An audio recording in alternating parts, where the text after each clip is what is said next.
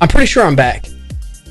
Okay, so I did a quick Google search for the next phase of this, which is we're going to do an HTTP call. We want to get out of this exported context, export that incident to some other kind of server that's going to actually implement the behavior that we want. Like, do we want to alert a pager? Do we want to send an email? We'll implement that in probably a Node server because it's just a much easier language to program and to mutate things in.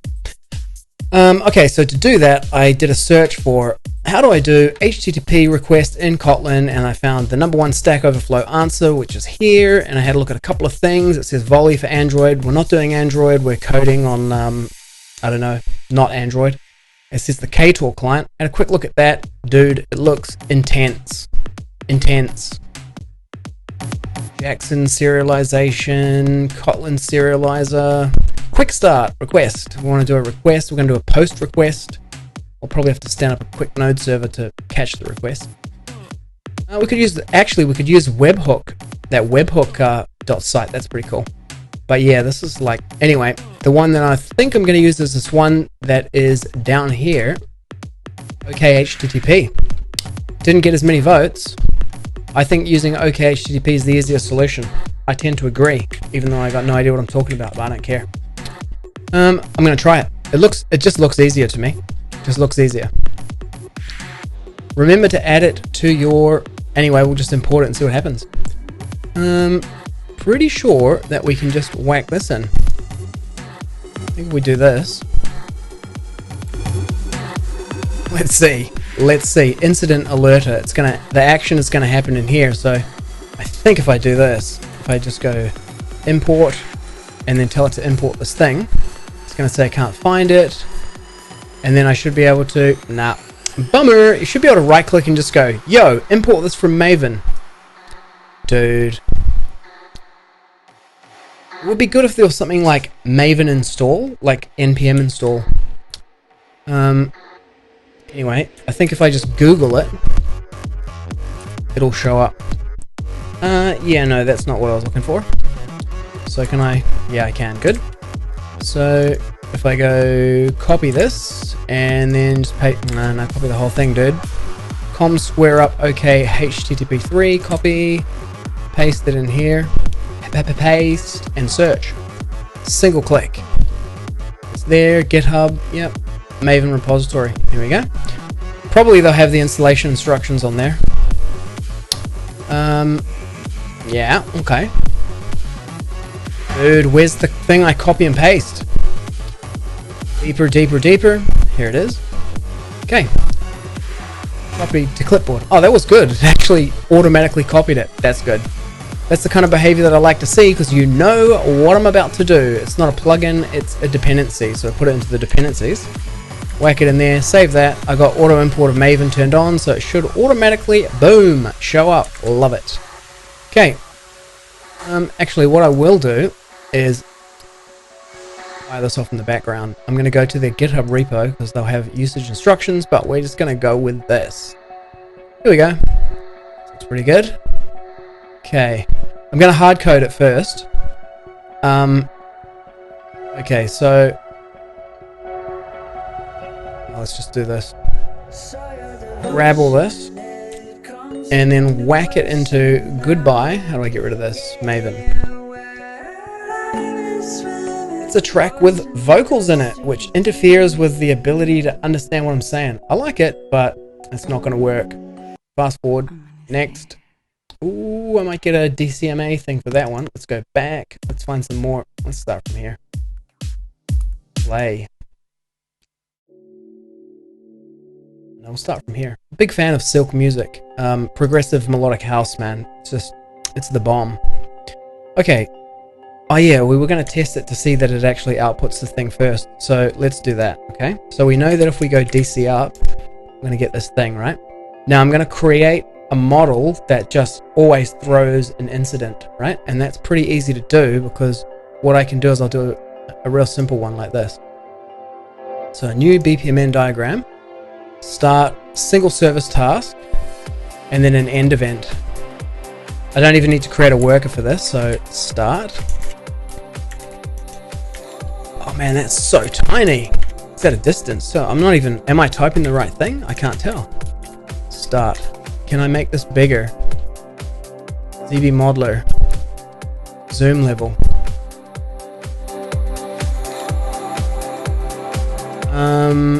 Oh, I don't think I can. No, there must be a way. There is always a way. There is always a way.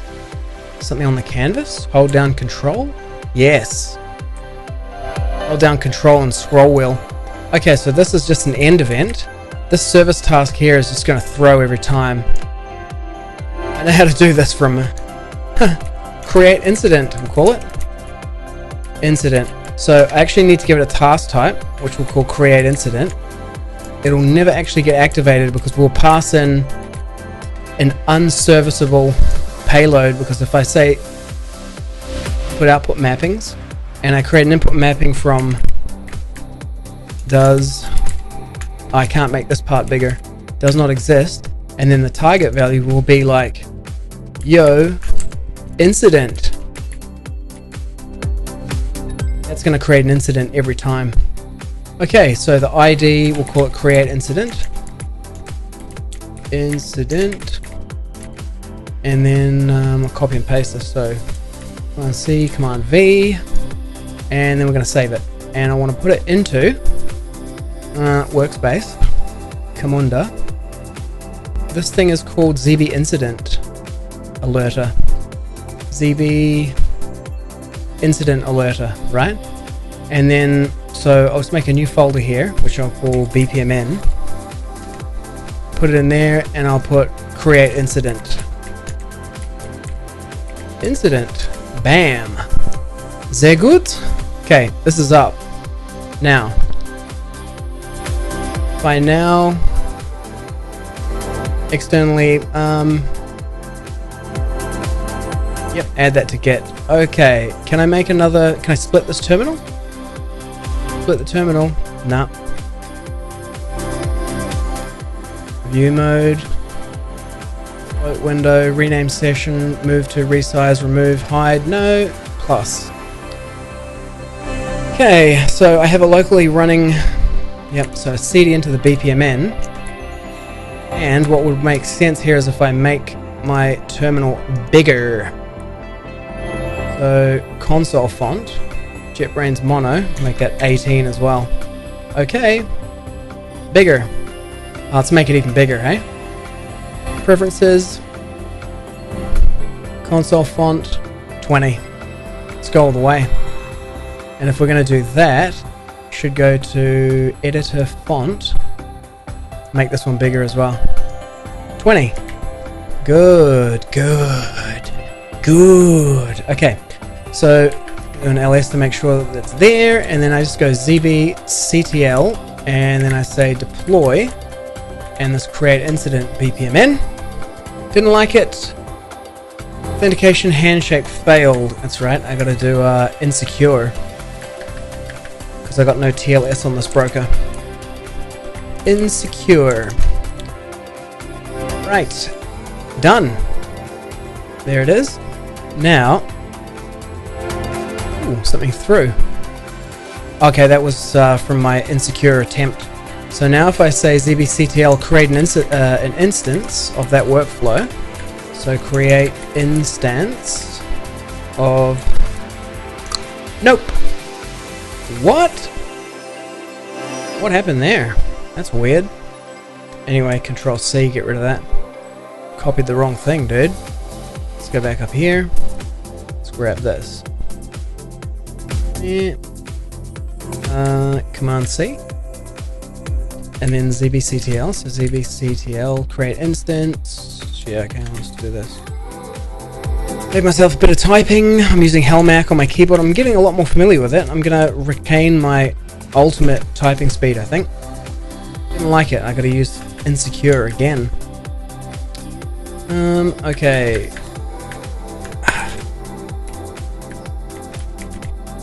Sucks. What could I do to get around that? No, I'd have to use Let's Encrypt. That'd be hard. Okay, created one. And we should see here. Exporter 1, incidents.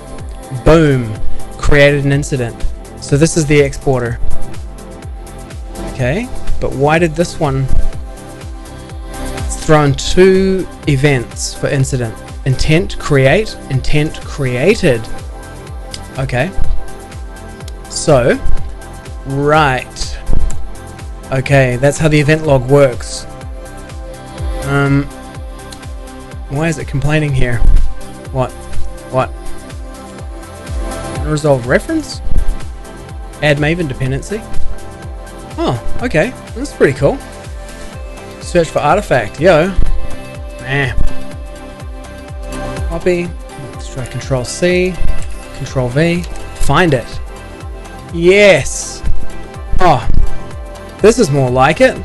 It's like we're in the future here. But I'm pretty sure that I did put that in there. You saw me do it. Dependencies. Executions. Plugins. Here are the dependencies. It's right there, dude. Like, what up? Did I not save it? Save. Still doesn't find it.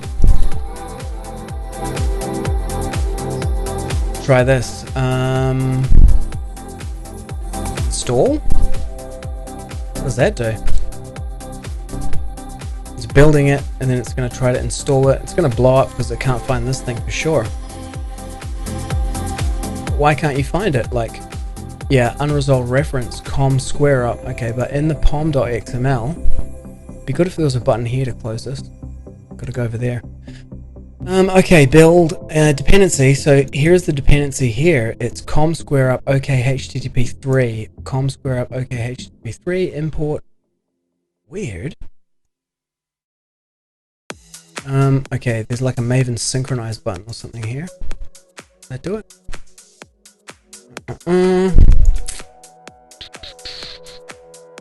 Well, I might just continue and see what happens.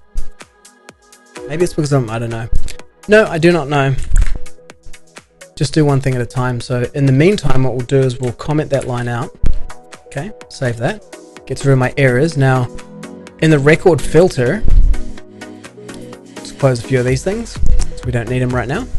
In the record filter, in here,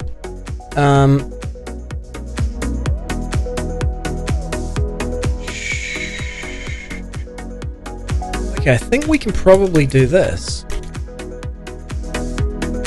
This will give us a Boolean value. Yeah. Okay. Yeah. Okay, that's a Boolean value. Right. It's going to say, you don't need to do this. You can, it's pretty cool. It's a cool inline the variable. But no, we're going to use it because if it isn't a variable, so if is incident, then we're going to examine some other aspect. So, oh. Record filter. It only gives me the value type. Only gives me the type.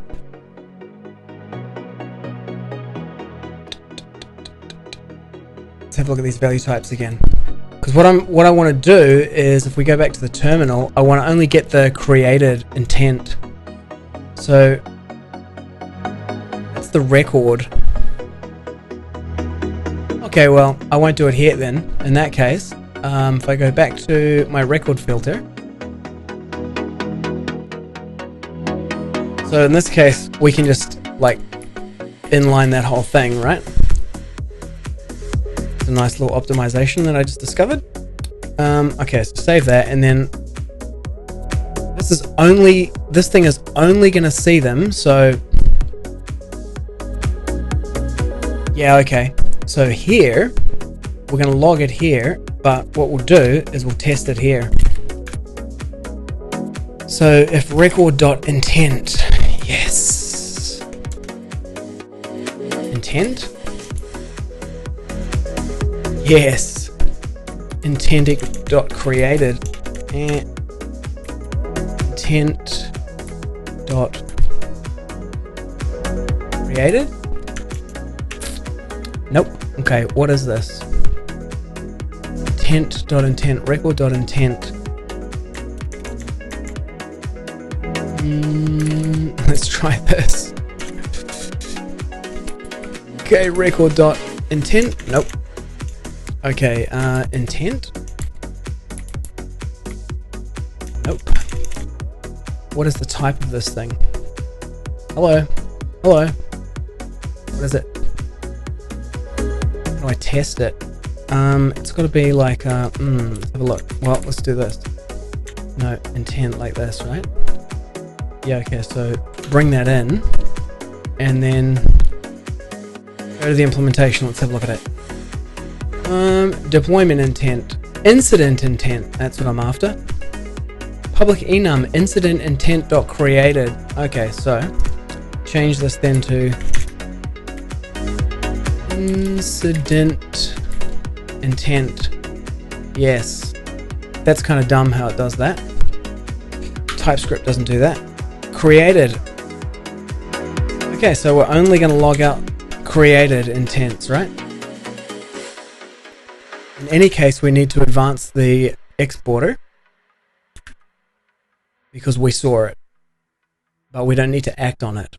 Okay, let's package that, run it again. Package, while it's packaging, I can control C this, I can DC, I think I have a command called DC hub. No, not pod checker. Don't even know what that is.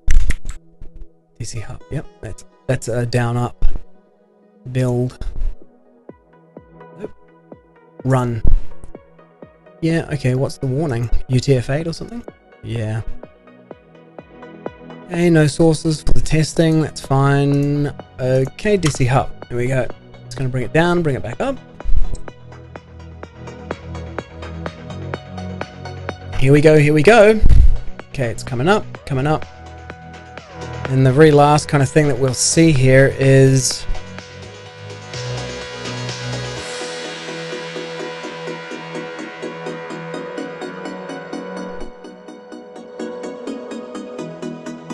somewhere in here. I should have made it stand out more. Well, there it is there, yeah. Incident alerter, exporter loaded. Let me scroll that. Which way? I can't get it to go down anymore.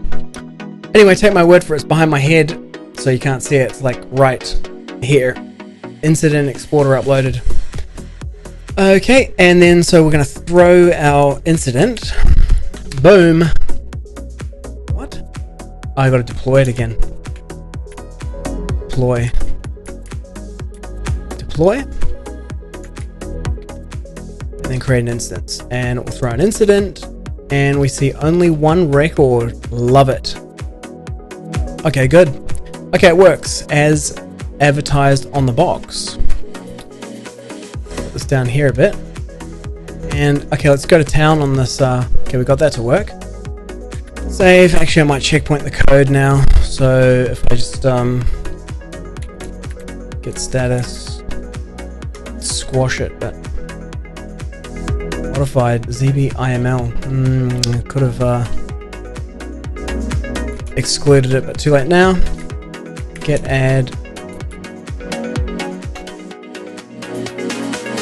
Okay, that wasn't good. So get add this, and then get commit -m, and we'll call this working filter. Yep, good. Get push just in case like the building blows up, and then I have to like recover it from GitHub.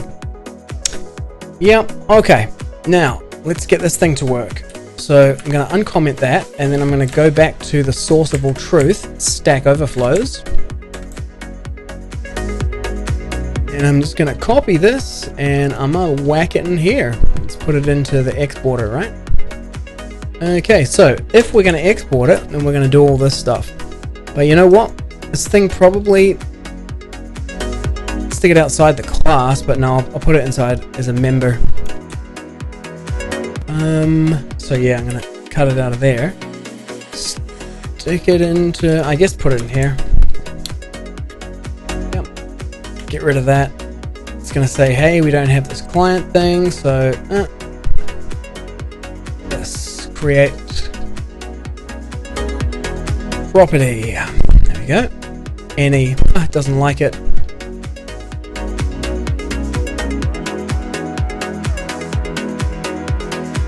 Okay. Okay. that works. Okay, so this is like, oh yeah, okay, this also needs to be late in it. And then any's the wrong type for this.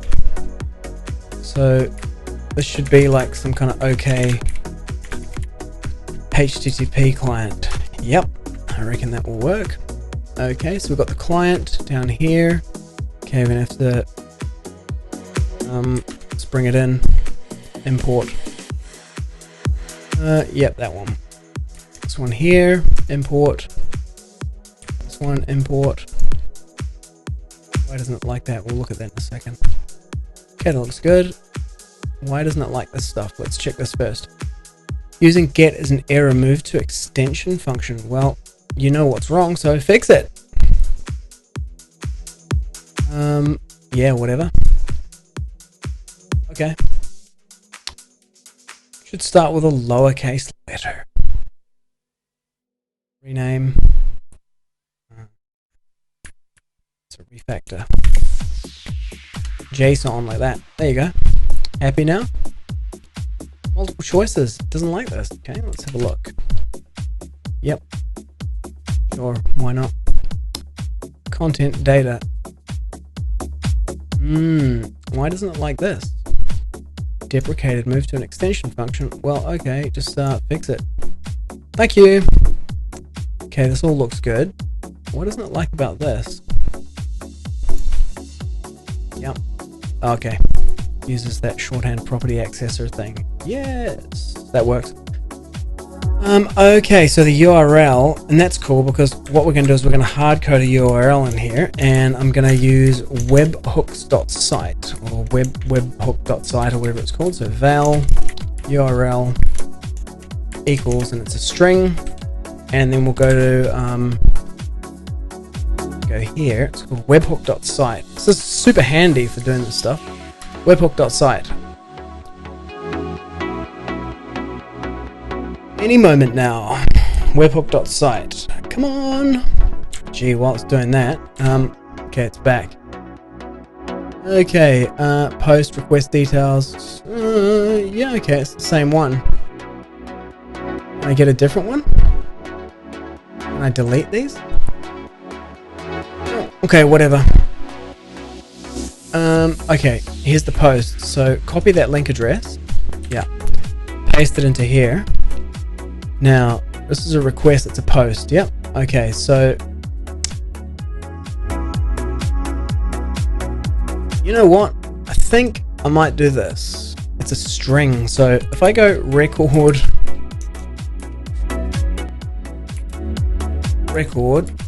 to string, let's try this. Ta-da! Okay. You know, we don't need any authorization on the server.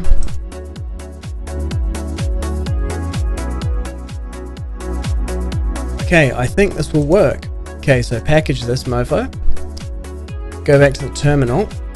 Go back here, and then Control C out of that. We're going to DC hub this thing again. Go here, and let's get full get on this. So, might as well do it in one single move. Foul swoop. While it's building. What? Okay, I got to cd into BPMN because I got like per directory ZSH history. BPMN.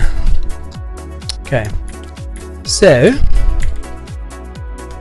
yep, I'm going to copy this. Not to the end with the carriage return, or it'll execute it straight away, which is not what I want. Execute order 66.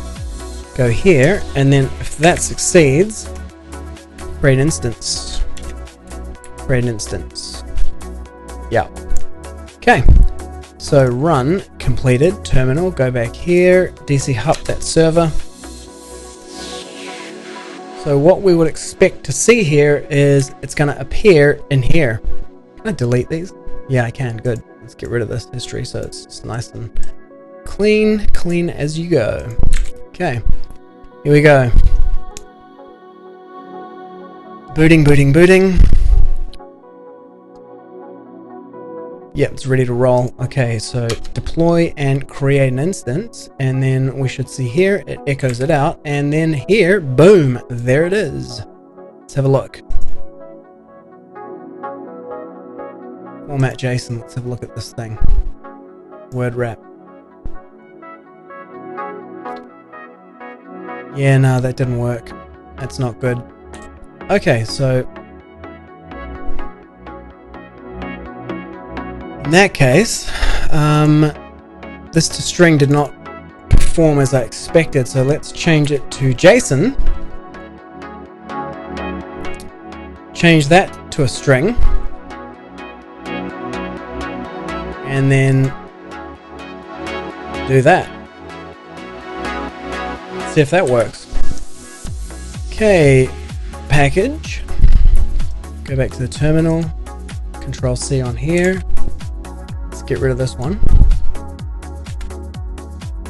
Okay, run. Building, building, building. Actually, you know what? I could do this. Could do it like this. Let's create a single command, make it easy on myself. Maven package, and then if the Maven package succeeds, DC hub the server to restart it and reload it. Boom. There you go.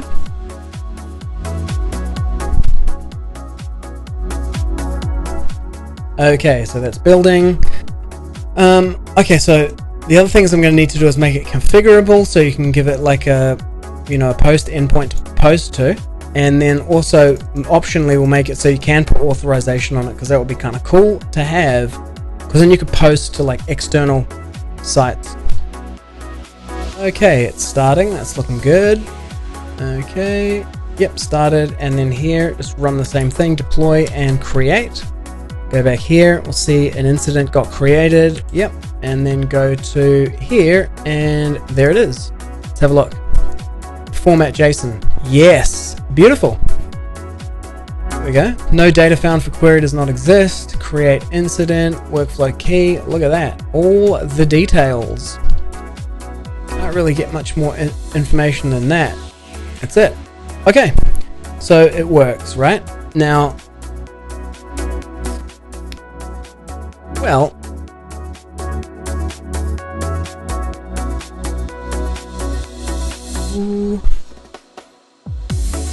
what kind of configuration for authorization would you need? Just bear a token, I guess. That's a question. And the other question is like, if I just, because it's like, do you add this or not?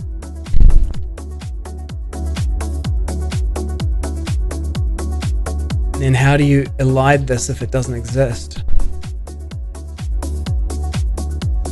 And then, I mean, like, I could just put nothing in there, right? Like, I could go like this. Let's go val token equals dummy. Oh no, val token equals nothing. Null? What about that? No, it doesn't like it. Like that, right? And then, because if there's no authorization required, it'll just ignore the header, right? So that'd be the easiest way to do it. Okay, so let's make it configurable now. So I go back to my exporter. No, not this one. Go back. No, go forward. Okay, the Zeebe blog. Let's find my article again. It's like on page 3 now.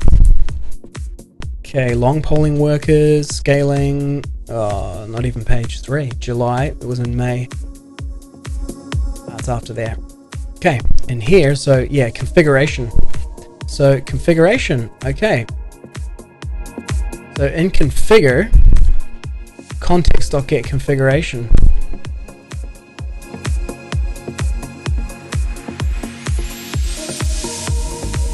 Creates an object of type T and hydrates it from there. Oh, okay, so I've got to create this configuration.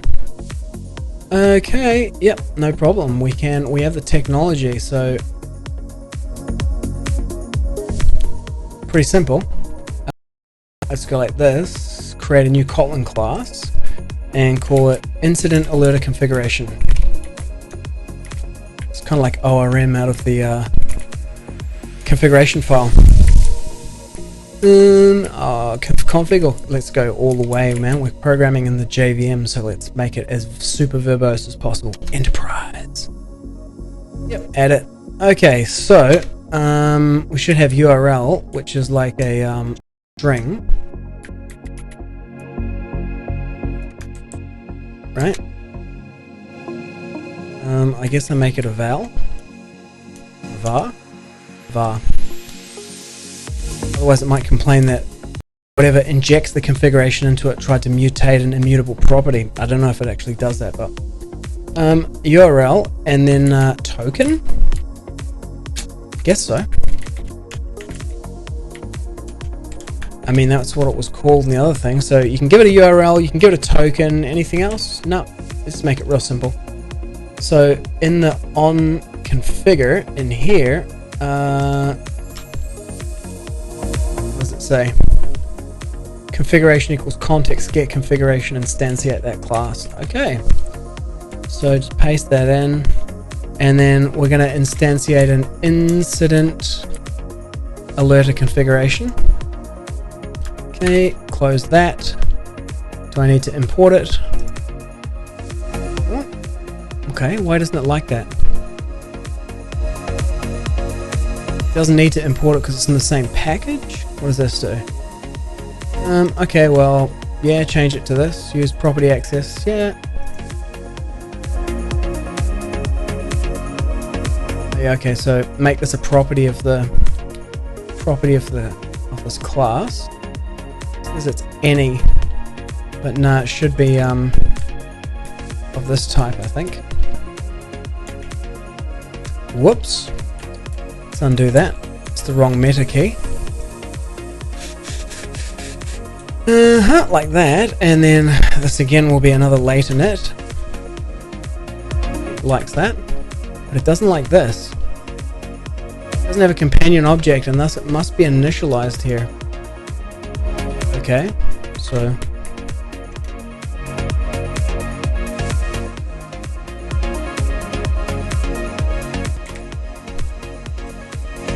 see if that works. Nope. What doesn't it like about that? What? Hang on, what? Oh, okay.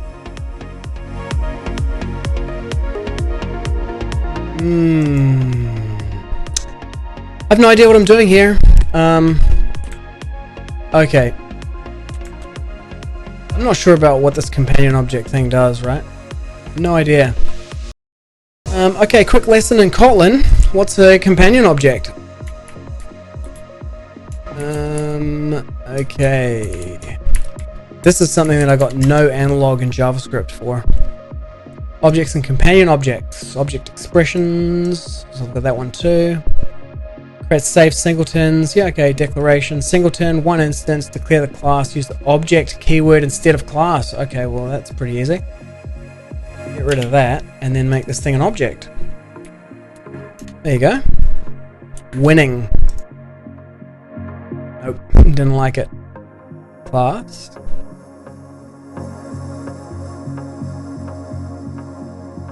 Well, let's go to the implementation and find out what it's expecting. Okay, instantiate, it takes a class of type T and it returns a T. It's a class of type T. Okay, well that's, if you need a function or a property to be tied to a class, a static method, inside a companion object. Okay, well, let's try that then. Okay, so if I create a, so turn this back into a class. Create a companion object, which is like a singleton kind of thing. Companion object, okay. And then whack them inside that. Save that. Will it still think that they are? Nope. Okay. Incident alert configuration companion, dude.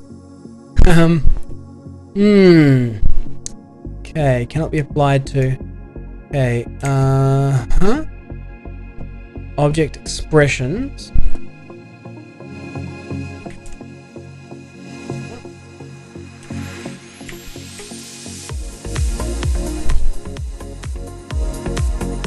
Generics.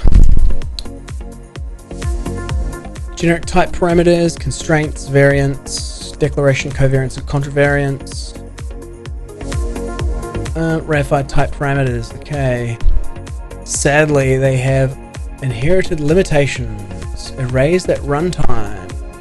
No runtime checks. No problem. Object expression. Okay, so let's see if I can phrase it. Okay, so pass a Kotlin class to a Java method. It's kind of what I'm doing. It's a good place to start. You cannot pass your Java method. Unit function. Nope. Can you write Java? Calling Kotlin from Java. Passing Java class as parameter. Here we go. Calling Java from Kotlin. Reflection. No. Pass generic parameter class in Kotlin. Function references and SAM conversions. I think that might be it. Okay. Let's have a look. Java. Here we go. Get class. So you got a Java interface with a function. Takes a class. Yep. Yes, like that. Call, getting the error. No. Okay, unresolved reference Java. Yeah, okay. Some class Java is correct. Okay, so if we go back to here, get rid of the companion object, right? Save that. Oh, it didn't auto format. That's pretty. It's not very good. How do I turn on auto formatting, man? Format.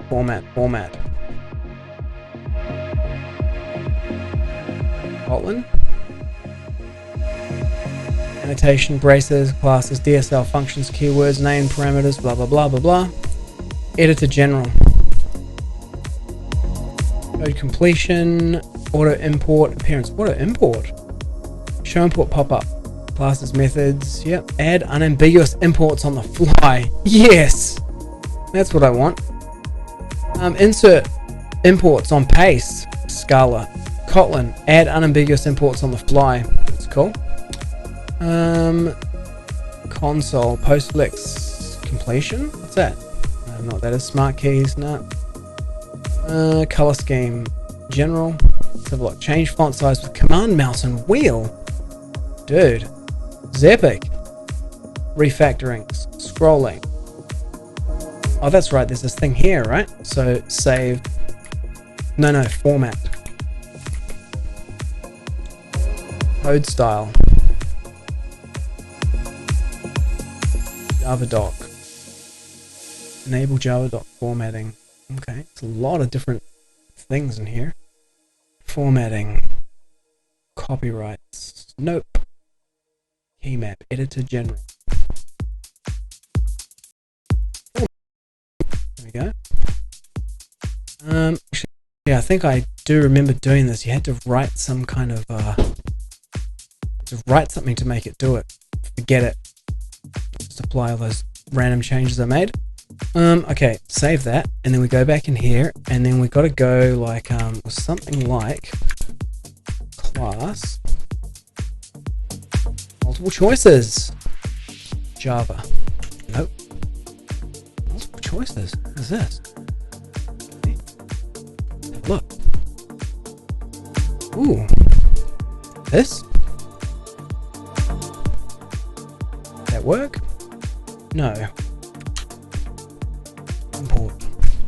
This one. Did it import it? Nope. Let's try it again.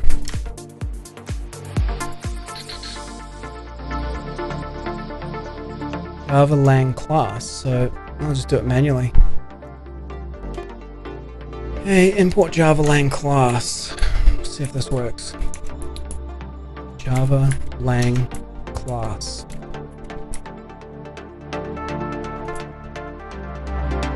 Java lang class. And no. Let's go back here. Oh, lowercase class. Whoops. Class.java. Okay, so the type checker now thinks that that is correct. Okay, this configuration. What is the shape of configuration after that? Let's have a look if it worked. Yes, it did work. URL and token. Love it.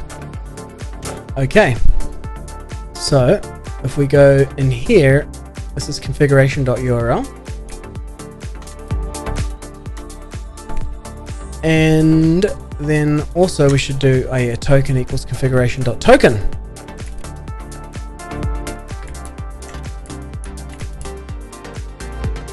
Okay.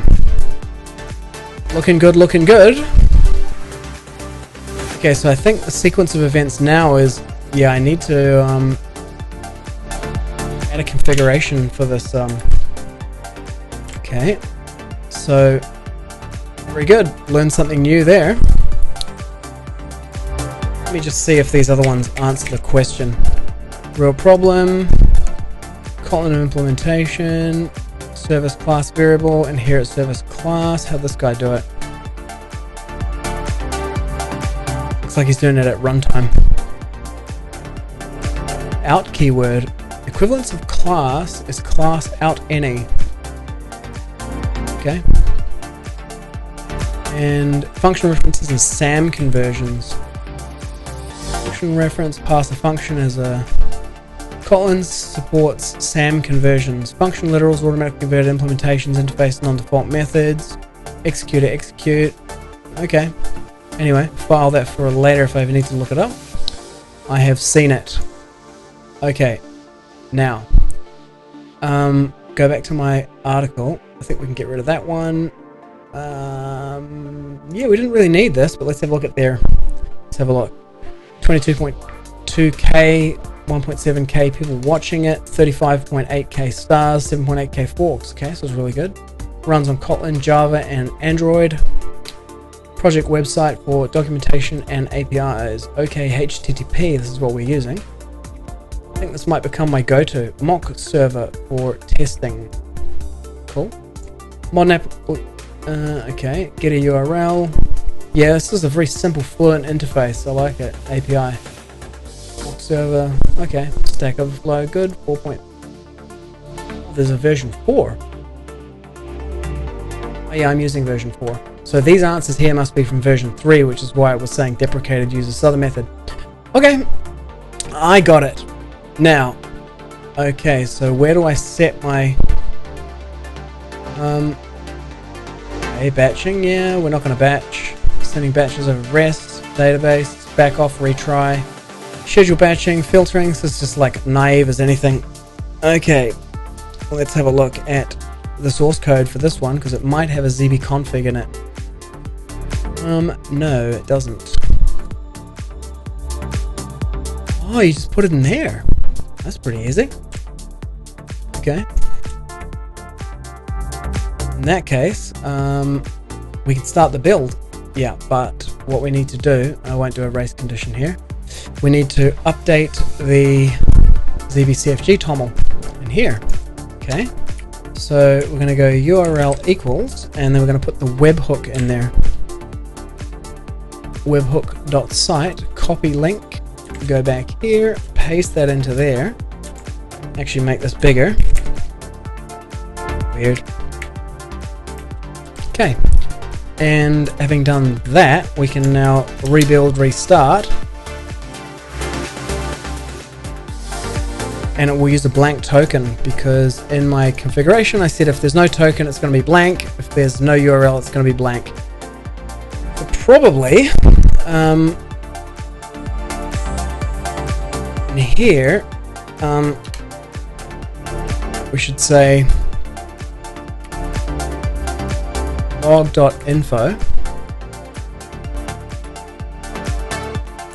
Okay, incident alerter. People might want to have more sophisticated rules around it, but they can do them in the whatever this thing calls. Incident alerter endpoint configured.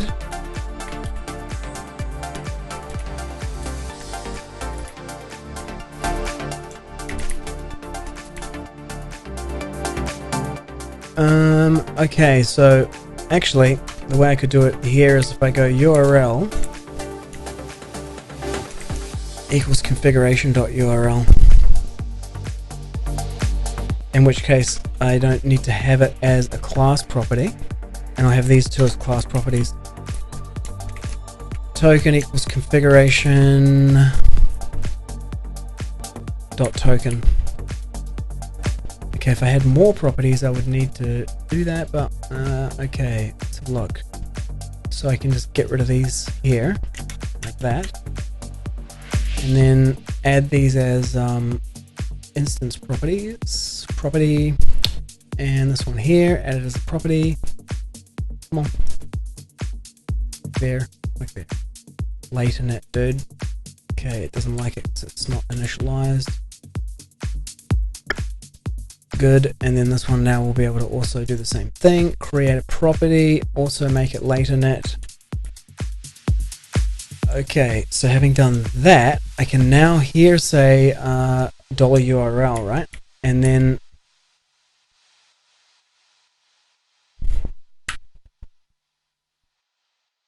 I could do this.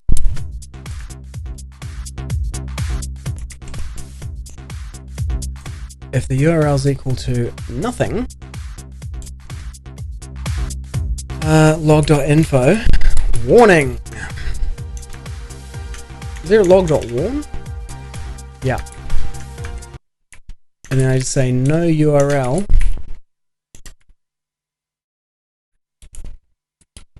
And it sounds like the music has stopped for me. I'm kind of getting motivated by it. What's up? Let's have a look here. Is my stream even streaming? A window where I can see that. Bandwidth statistics.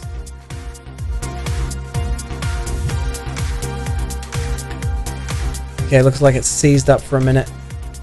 Okay, good. Target data rate. Looking good, looking good. Okay, so if there's no URL, log warn, no URL specified, incident alerter. So actually, context logger. I wonder if I can do...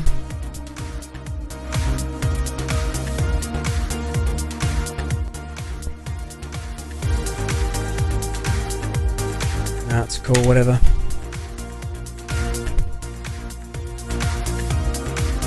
So I wanted to namespace the logger, so it just puts incident alerter in there. No URL specified for endpoint.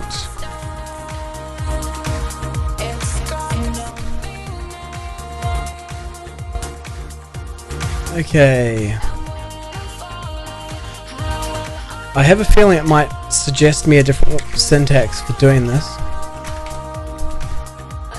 Oh, okay. Old school. Well, that works. Should I warn on the token as well? Nah. Okay, looks good, looks good, looks good. Okay. Save that. Yeah, okay, change the code, so here I should stop this and then restart it.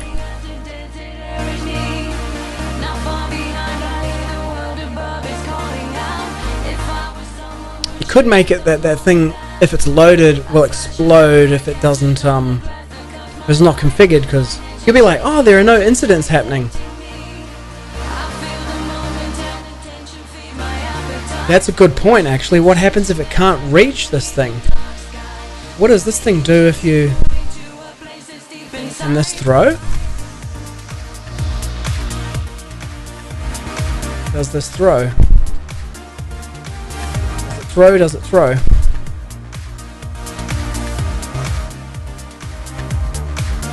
I might have to look at the documentation to find that out. Okay, deploy and create an incident. Okay, boom. Yeah, great. Okay, well that shows you what it does. It throws. Okay, which means that this exporter won't advance. So yeah, it keeps passing it back to the exporter. It's good to know. Okay, expected URL scheme HTTP or HTTPS, but no colon was found. So Zeebe config. Okay, let's hit Control C on here, and hopefully there's enough scroll back that we can see what it got set to. Here we go. Yeah. Incident.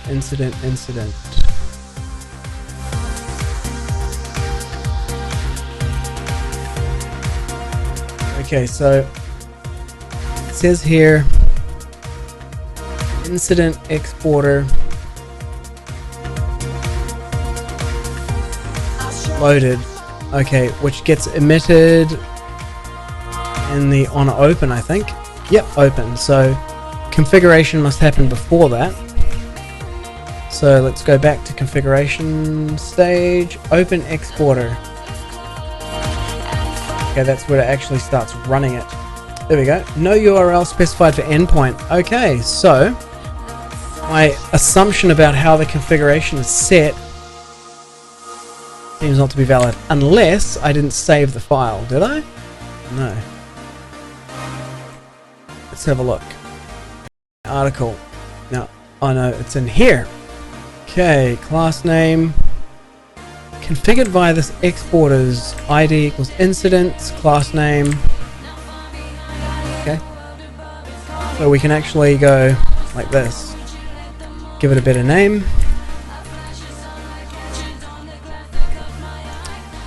Now this URL did not get hydrated properly.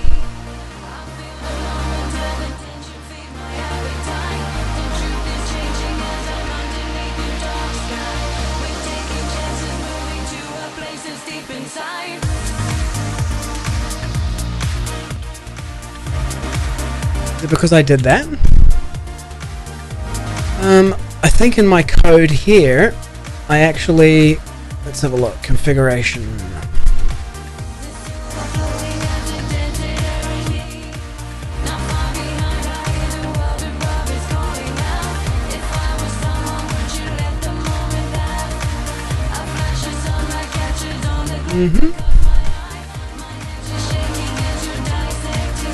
Okay, so these have the default settings here.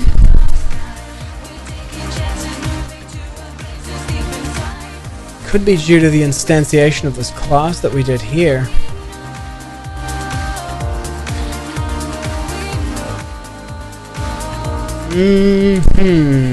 Okay, this is going to be a challenge to debug. You know what? It's actually not. It's actually not. Because I can do this. Yeah, let's try it. Okay, so incident alerter.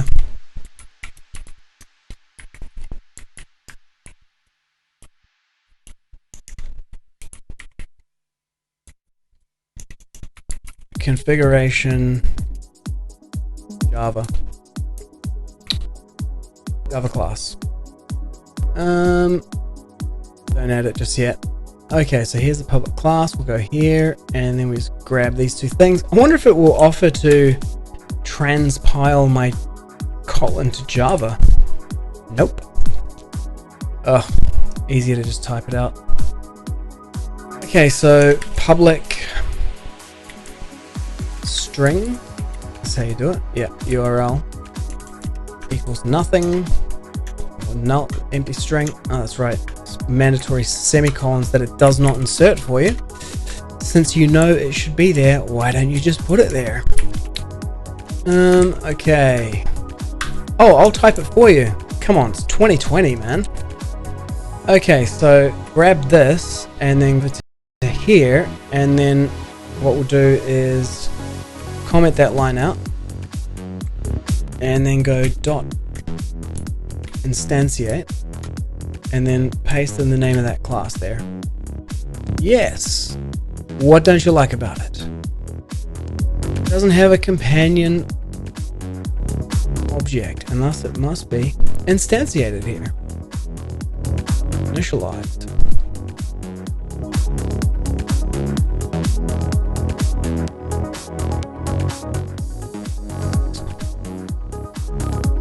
Let's have a look.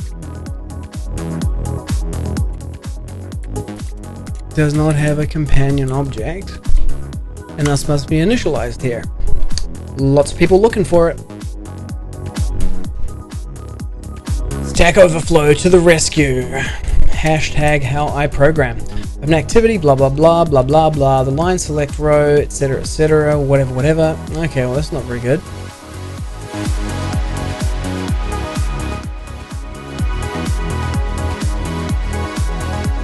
Kotlin. Yep. Written a class object, written an object. You cannot reference it like that. The Constructor, oh man.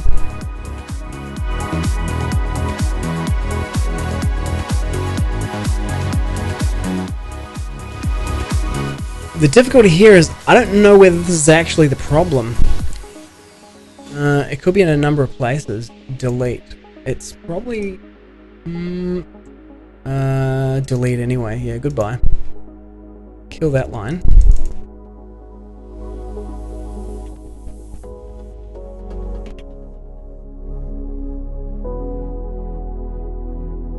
Well, let's see if we can. I don't know, this would be interesting. So we'll add a constructor, and we're going to go full system.out.println. Yo, I got constructed. And then to make this thing stand out, do this. Okay, and then not only that, but system.out.println, and then we'll just print out the value of URL, right? So URL plus URL. What doesn't it like about that? Sure. Okay, that's fine. Why doesn't it like this? Should be replaced with a Kotlin function. Okay, yeah, that's right. I've switched back to Kotlin. What doesn't it like about this? Convert to the primary constructor. Yep. Save that. Oh, winning. See what happens when I do this, hey? There we go. Rebuild. It'll be interesting to watch. What happens when it gets constructed? So, I don't know how that class instantiator thing works. Ooh, yeah, it's okay. Does it? Let's have a look. Configuration.class. So this is an interface, but where is the actual download the sources? Let's have a look at the actual source. The compiled file. This is an interface. Oh man.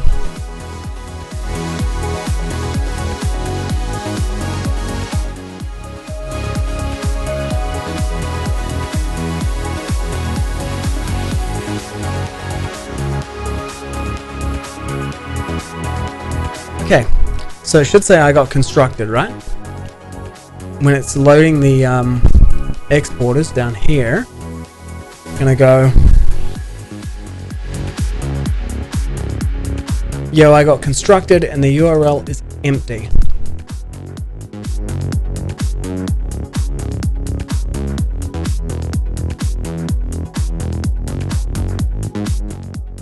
Let me try this. No, this is kind of weird, but could be. Portainer. This is super useful for managing Docker containers on your local machine. Okay, containers 2 running. Here's the Zeebe broker. I can get inside it like this. Connect. I'm in. So lib is where we put the exporter. Wow, okay, that's interesting. A lot of stuff in there. But our incident exporter is where?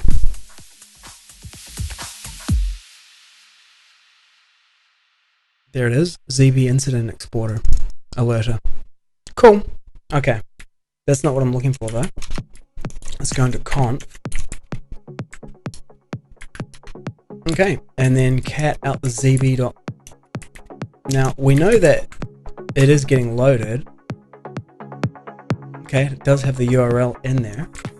It doesn't have a new line at the end of it, but, I mean, really? I'm surprised if that was it.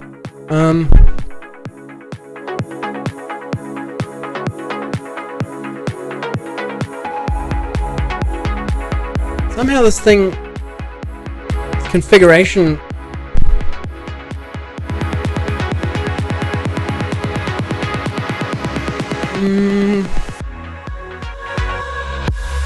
Could I create a get method, a set method on that URL and then check it? Let's try that. Okay, before I dive into the Zeebe source code to see where the loader is. Okay. Create a setter. Kotlin. Yeah, I want to know how to deal with throwing. Setter in Kotlin.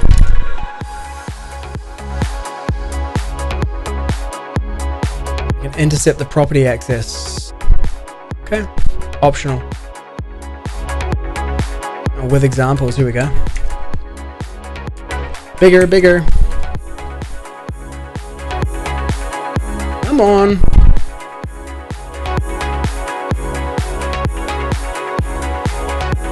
Target data rate.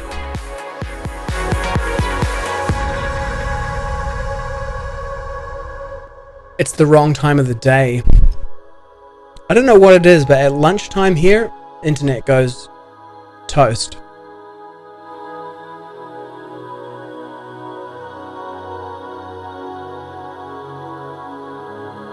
Wow. Super low.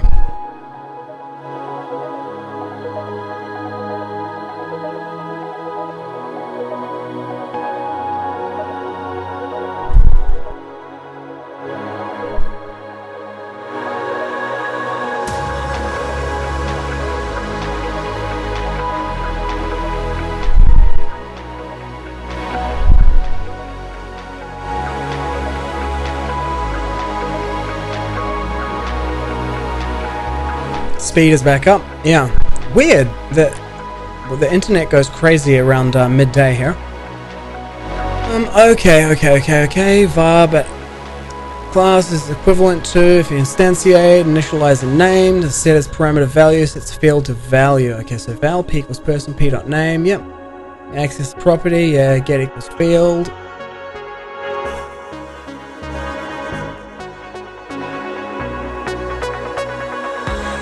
This example is, okay, well, changing the value of the property class, var age get set.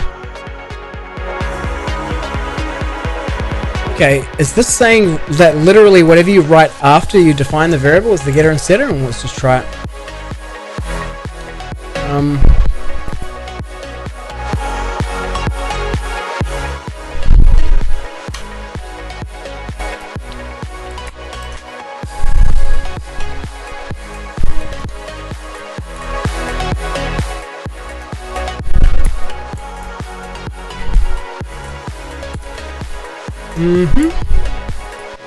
To value.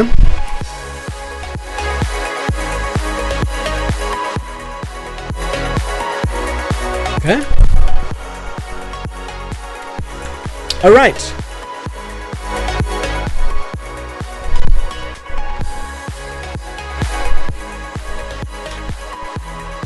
So that's like a convention-based thing.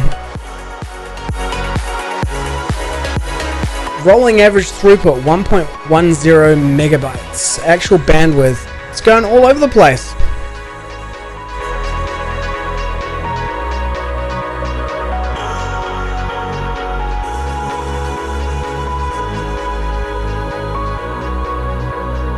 Okay, here we go. It's booting. Oh, I saw something. A couple of things. I got constructed. Yeah. Okay, it got constructed. And that setter got constructed twice. Okay, yeah, that's right, it does. It gets constructed twice to see if it throws. Now, this URL never got set. So it does instantiate it here, but it never sets the URL. Okay, we're gonna have to do this. We're going to have to dive into the Zeebe source code to see how that thing gets instantiated. Alright. It's just how it works, man. Close them all. Nope, not clients. This is all docs here. I was working on the docs last.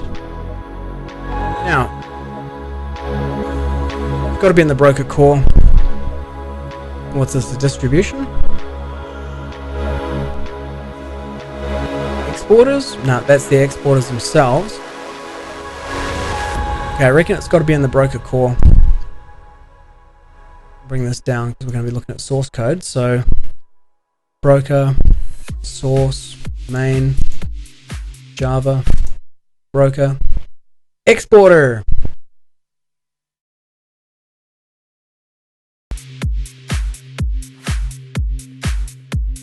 Exporter director?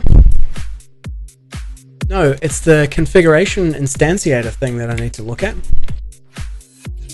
Context, configuration instantiate. So I need to look at the... Oh, okay, well, it should have the context in here, right? So exporter director. Exporter director context. Go to the implementation of that. So context.configuration. So let's have a look. Configuration.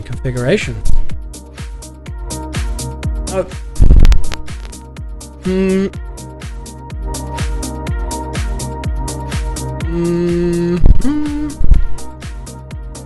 Context. Exporter configuration. Implements configuration. Okay, so nope.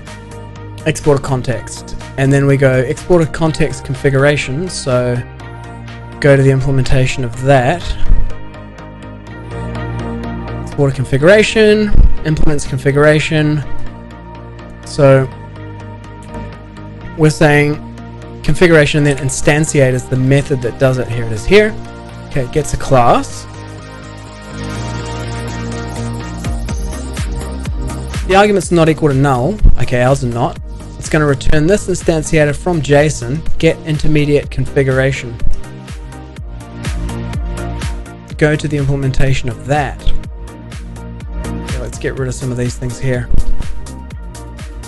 Oh, that last one I didn't want to get rid of. Okay, anyway, whatever. It passed in a class, JSON element, object, this from JSON, JSON element.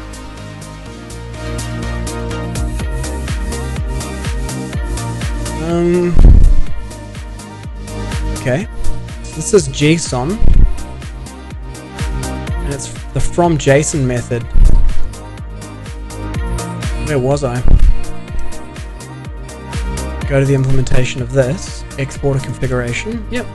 Okay, this is the one I need. Now instantiate. Okay, so config instantiator.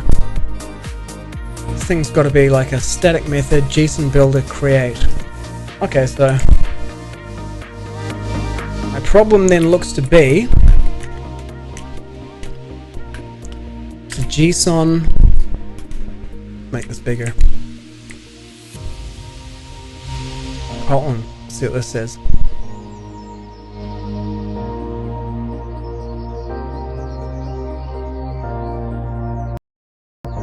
Okay, here we go.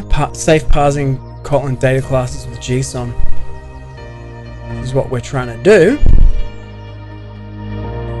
Default values and null safety.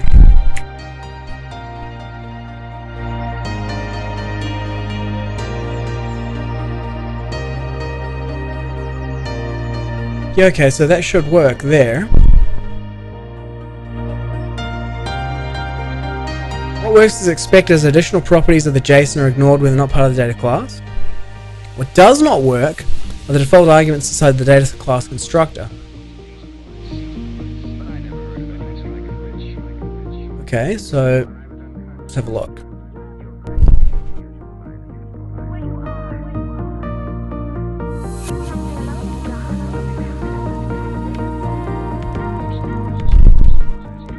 Data class.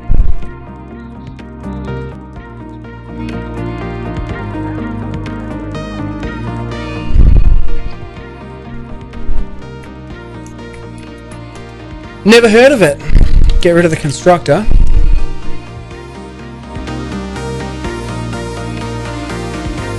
Oh. Ah. Oh. Okay. Does it have a body? Nope. Okay.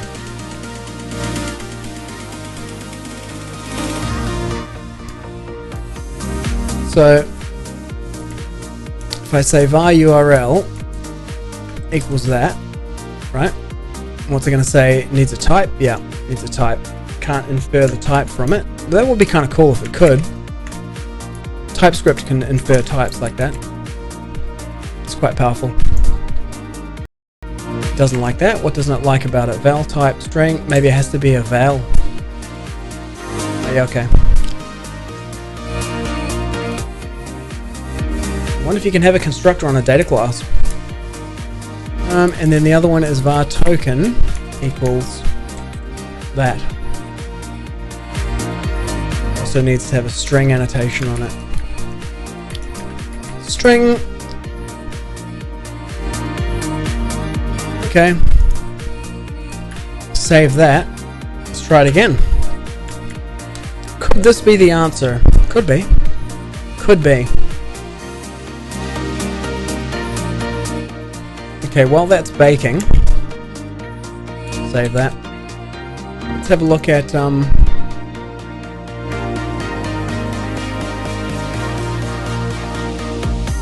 okay, so what we're looking at here is a new thing that I didn't really know about called a Kotlin data class. Data classes.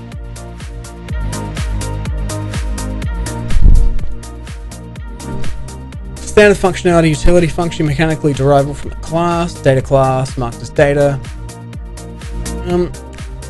Automatically derives the following members, toString, component n, copy. Okay.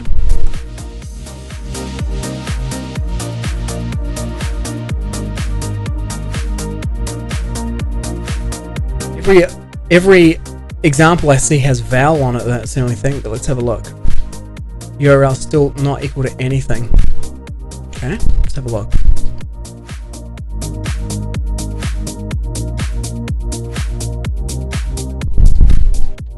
Okay, val or var.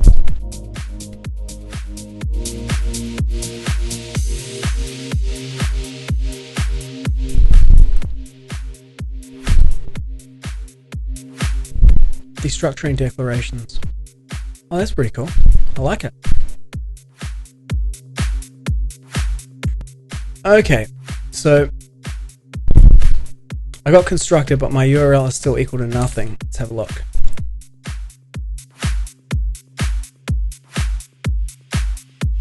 JSON builder.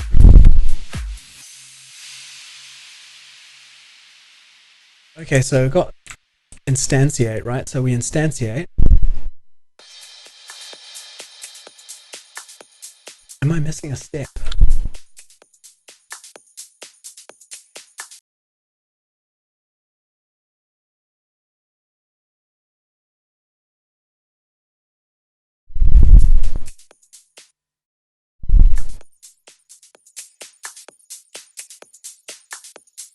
Am I missing a step? Okay, so we can get them from...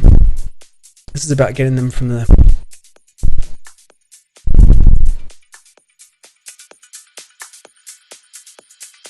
That's kind of cool.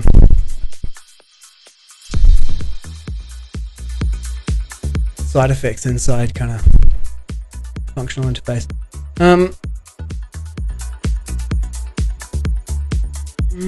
Okay, so public, yeah, it passes this in. These are the defaults. But in here, from JSON, get an intermediate configuration. Ah, this must be it here.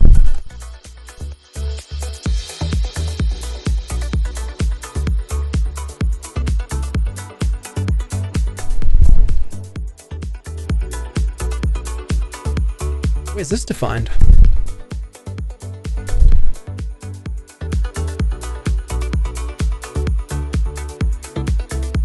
So this exporter configuration, when it gets created, this map of arguments must get set, yeah, in here.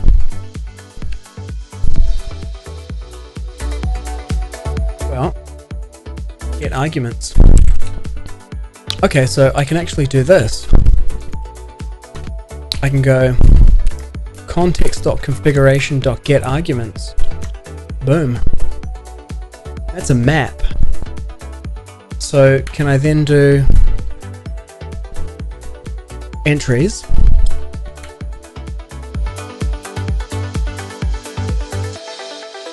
To string. Okay. And then I'm going to log that out.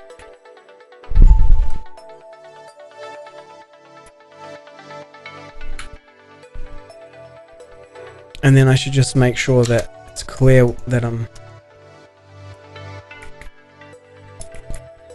that's for debugging purposes.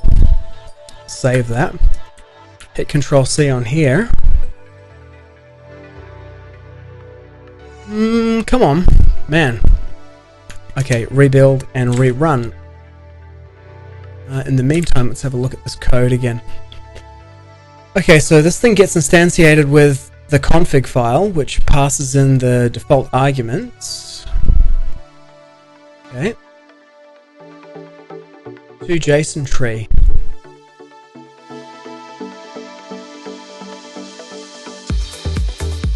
There's some relationship between, there may be a relationship between the name of this class and its event store exporter. Okay, it could be this. That's the name of the class. If I go in here, that name of that class is set to the same as this.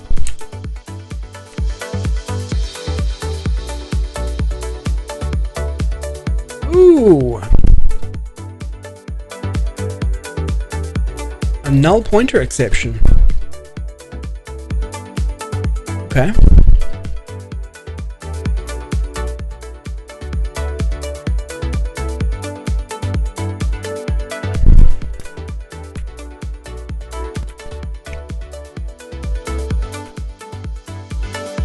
Okay, let's do that. Okay, cool. That's been such a great addition to TypeScript. Convenience method there. It's called optional chaining. Optional chaining. If it exists, keep evaluating. If it doesn't exist, just like move on. It'll just log info. It'll log null literally, which will be just nothing. So the first time it gets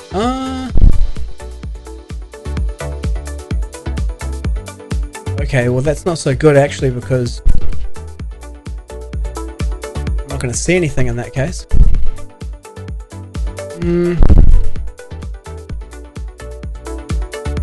So what I should actually do here is log this in front of it and behind it so that I can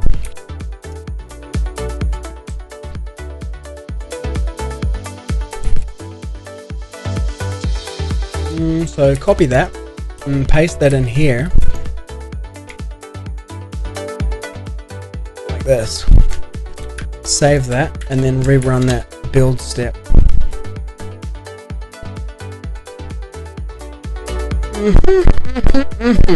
Okay. I mean, it could have been doing this in Kotlin that did this to me. Would have been doing this in Kotlin that did it to me. Or it could be something else.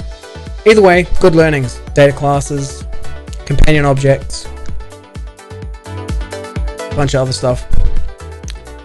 Passing in the Java class, represented by a Kotlin class.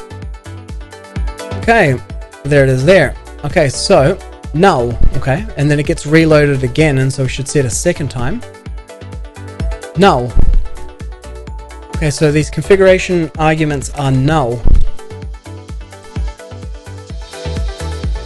Exporter configuration is set to null.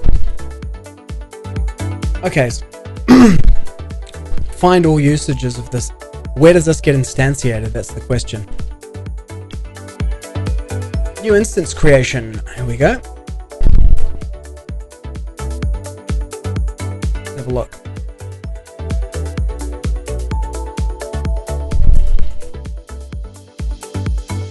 Exported descriptor. And then the arguments get passed into that, so find usages of this. Where's the instance creation of this thing? 3 instance creations. Export a repo, export a stream. Okay, here's where it's loading this thing.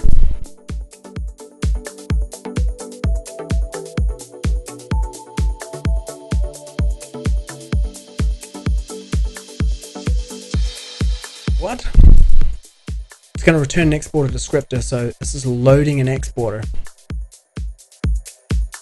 Exporter descriptor equals exporters get. So it gets the exporter. Descriptor equals new exporter descriptor. Args gets passed in where? In there.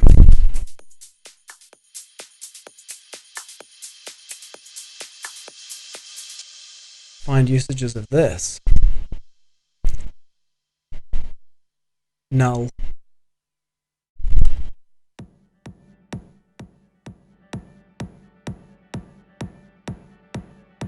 Okay. When does it call one and when does it call the other? Not sure, but let's look at this.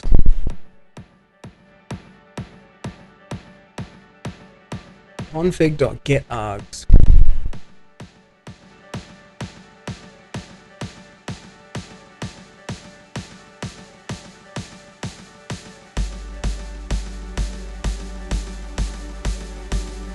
Config.getJarPath. Okay, exporters contains the key, the ID, and I'm thinking this is going to be like incident alerter. If not config as external, get class loader.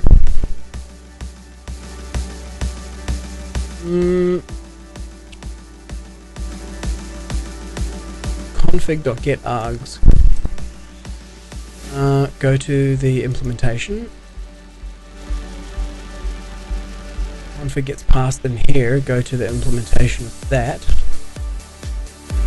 Configuration entry. Local unique ID of the exporter. Path to the jar containing the export class. So we can find that. This is an exporter CFG. Map of arguments to use. Private args.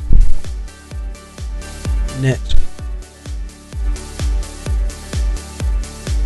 What does this do?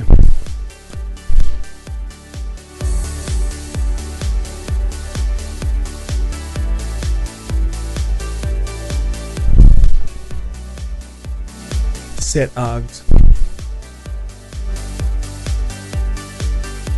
Exporter configuration args.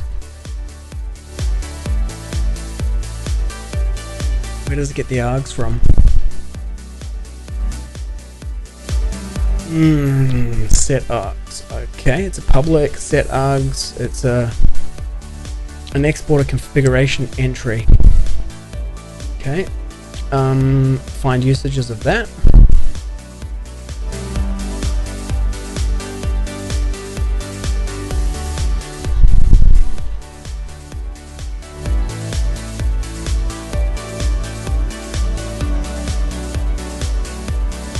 Let's have a look at this. We'll load an external exporter. Test jar exporter. Okay, here's the test jar.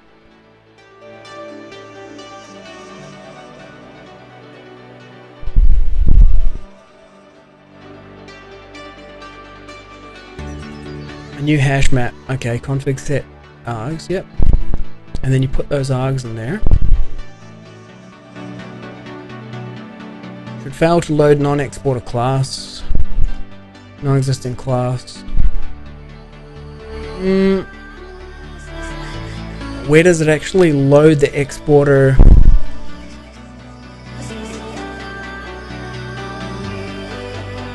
Let's see what else I can inspect in this thing. So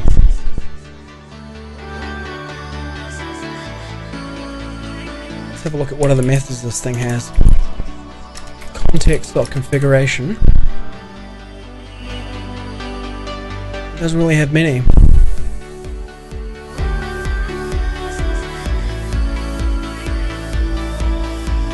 Okay, so let's do this.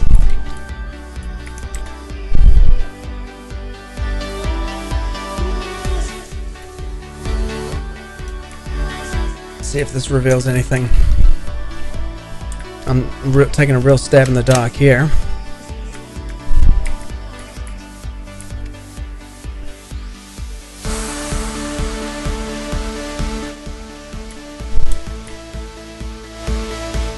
Not what I was after.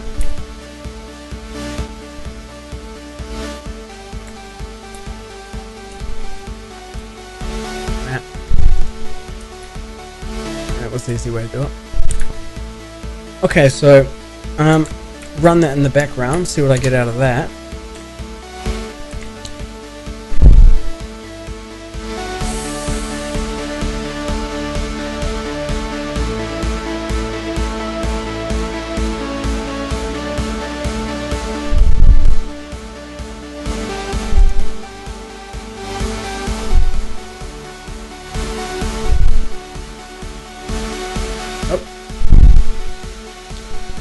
Exporter config.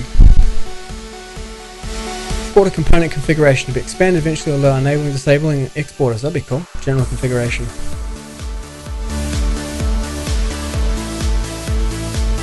Here's the map of arguments to use when instantiating the exporter. So it is this args here. So when a init gets called, it gets this broker config passed in. Okay, so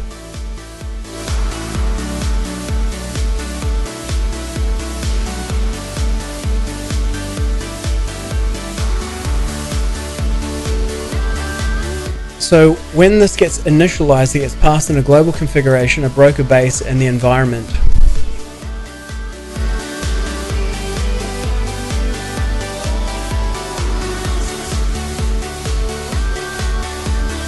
Exporter component configuration. So broker config, let's go to implementation. Oh, it's been a long time since I looked at this, but yeah, I have looked at this before. So the data configuration, go to the implementation of that. It's configuration entry.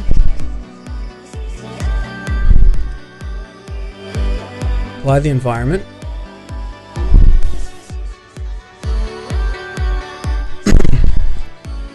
Okay.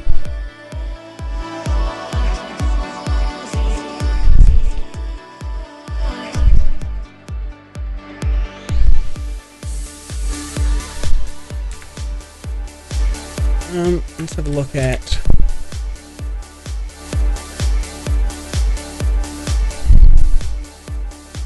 incident alerter. It is definitely.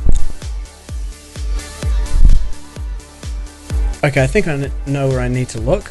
I need to look at a let's go to the Zeebe GitHub. I think that this might have changed since I wrote that article. Let's see. Let's have a look at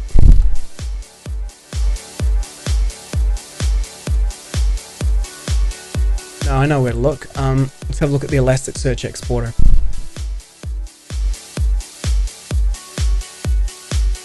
Oh, the Hazelcast exporter. Okay, how it works. Java, connect, C#, install. There. Configuration. Oh my goodness. This is the whole source of the problem here. That article is wrong. Wrong. Dead wrong. Oh my goodness. What that needs to be is this. Wow. Okay, anyway, it was a good detour through the source code, hey? Yeah, you know you love it. Okay, let's rerun that mofo. It's just gonna work this time. Just gonna work.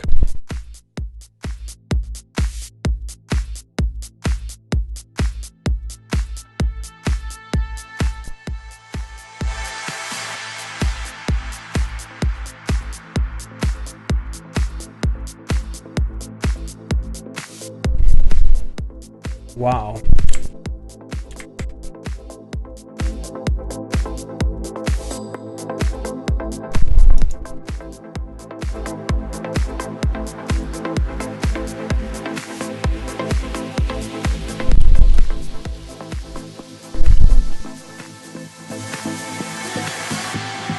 Who is the numpty who wrote this?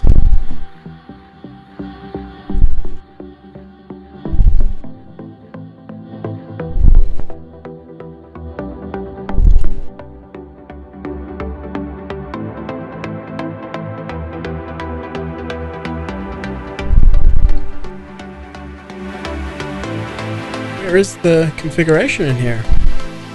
Ah, no, it was in here. Okay.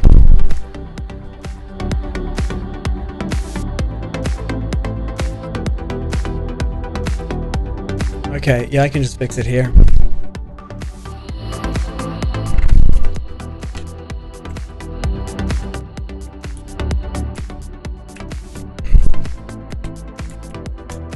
Ah, such a small thing, hey? And it's a single, not a double here.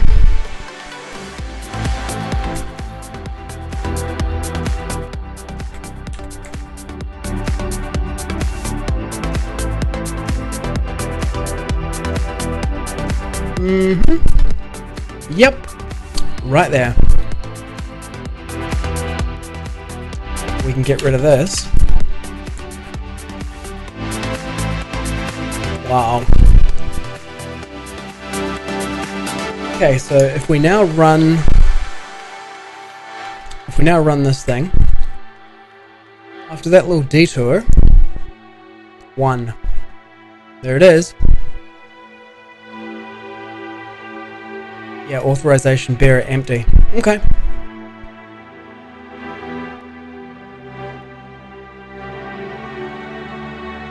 Now,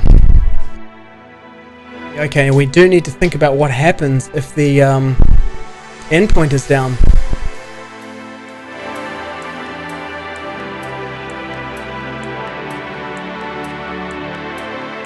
Let's have a look at what these guys reckon about their library. Okay. Recipes.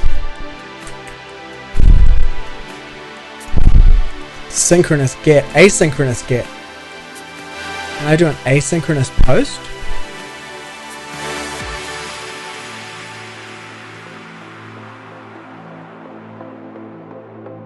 Oh, I love it.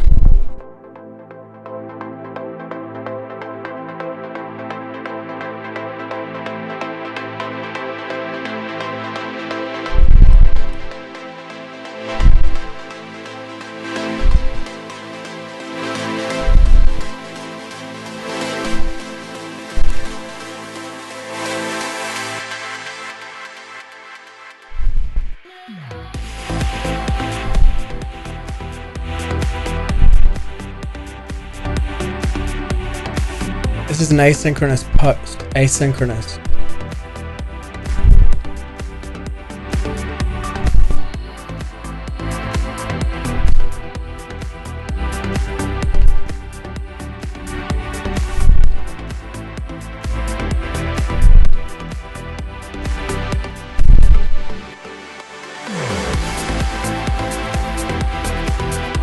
Okay, let's try this. Alright.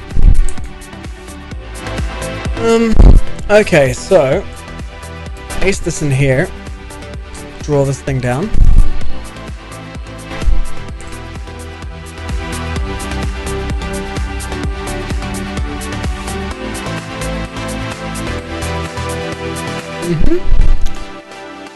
Good, so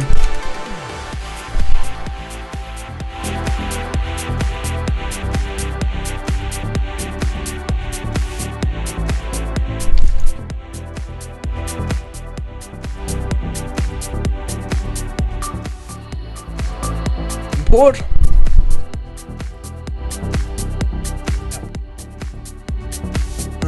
Response import. Yeah, that's that one. Boom, works. Okay, so you build it, but you don't execute it.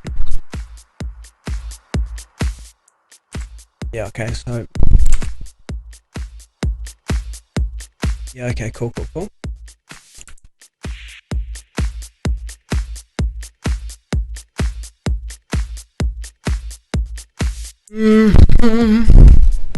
Still happy about something. I am.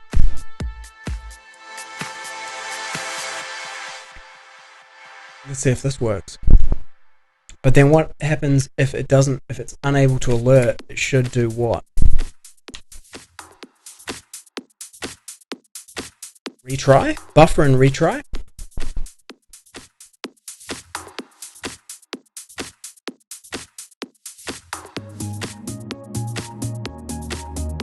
it onto another thread, so it's not going to blow up if it can't hit that other URL now. Yes, it's pretty cool. Just prints a stack trace but fails. Okay, the next thing to look for would be an OK HTTP3 retry recipe. Boom. Here we go. It got a response asynchronously. Very cool, very cool. So if I go to my website, should be 3 of them now? Nope. No, that didn't work.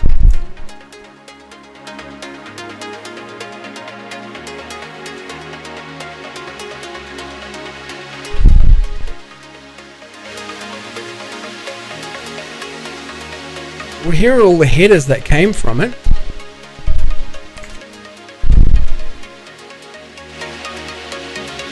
Well, this was an asynchronous get. Accessing headers, posting a string.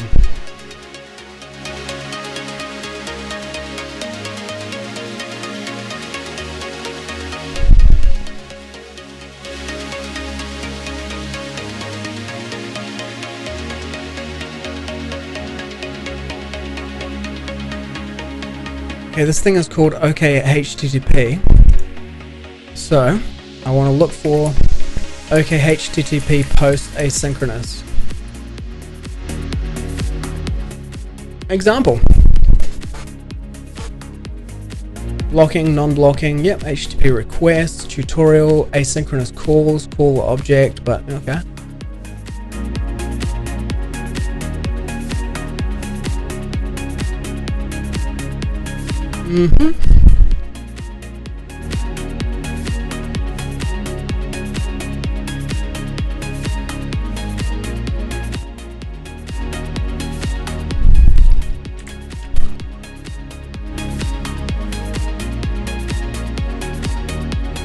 Okay.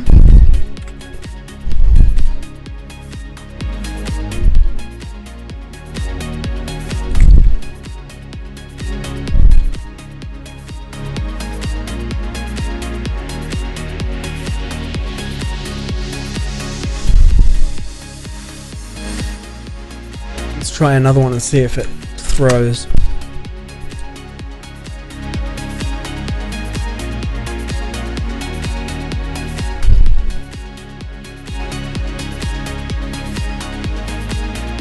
Running PHP. Yep, there it is. Okay, it does work. Okay, it works. Asynchronous works. Okay, so then we're looking for OK HTTP retry. Retry interceptor. Oh, interceptors. Okay.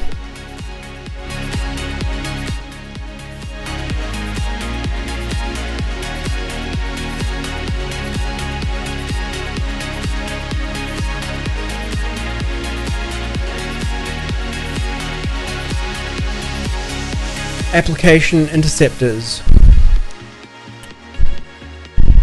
Rewriting.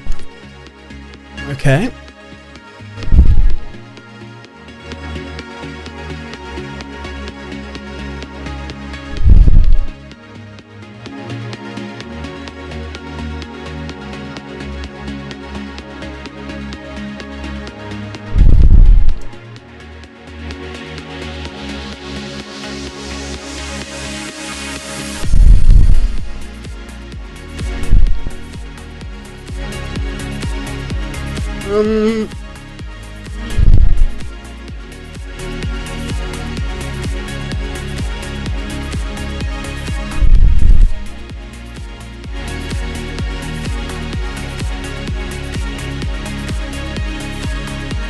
Okay, retry interceptor.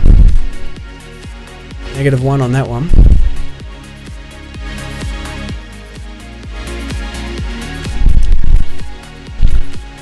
Okay, I like this.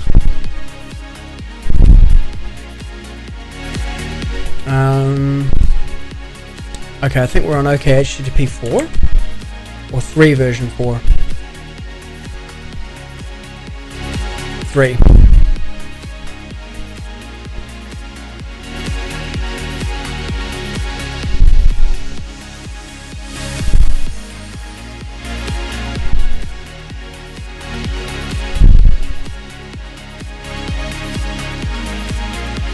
It's been updated since 2017.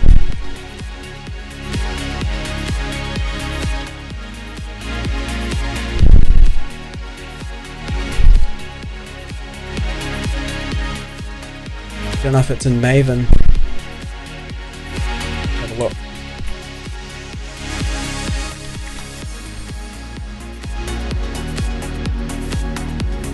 Okay, it's in there. Let's grab it and just try it. Copy to clipboard. Go into the POM. Whack it in as another dependency. Save that. Resolving. Not found. How can that not be found?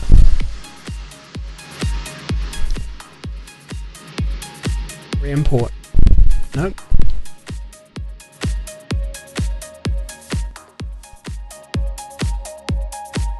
Android packages. Could that be it?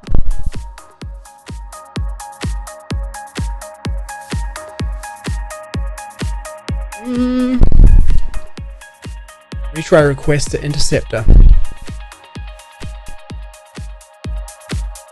Hasn't been updated for like 3 or 4 years. Next. Add a retry.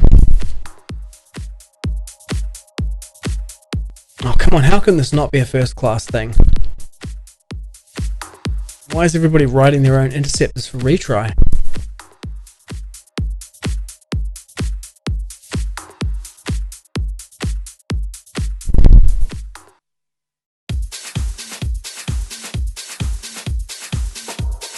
Search. Retry. Oh, okay. They elevated it to a first class.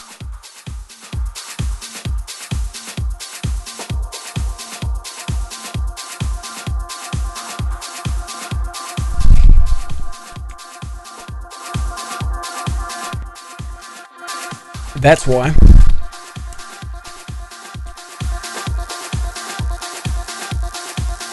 Close this, pull this down. So when we build the configure the client,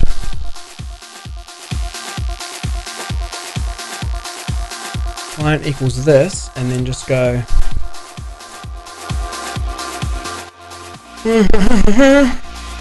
dot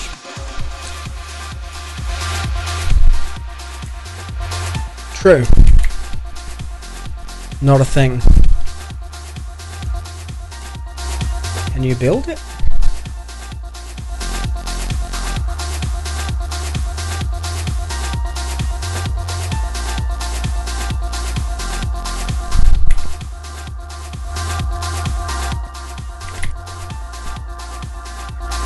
What doesn't like about that? Oh.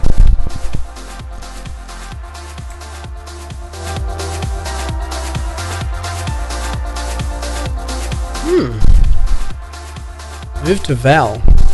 How does that work? Create extension function. Nope.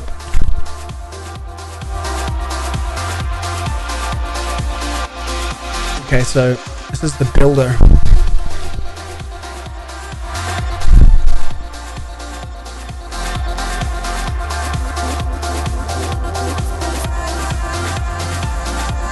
Okay.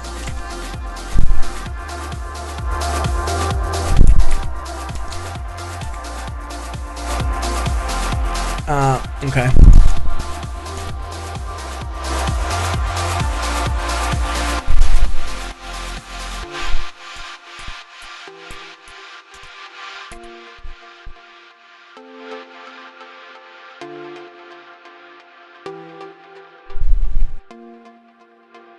Nope.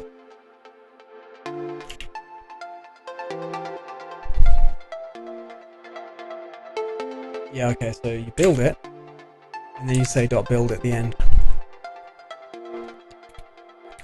Build, and that should return the thing I want. Yes!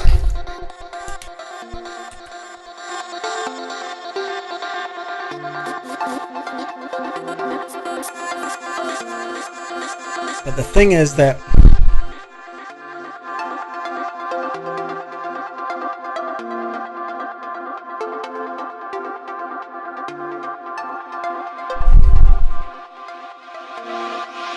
okay, so it's going to retry, but I should probably put like a logging in there, so I'm going to need to do an interceptor that can log.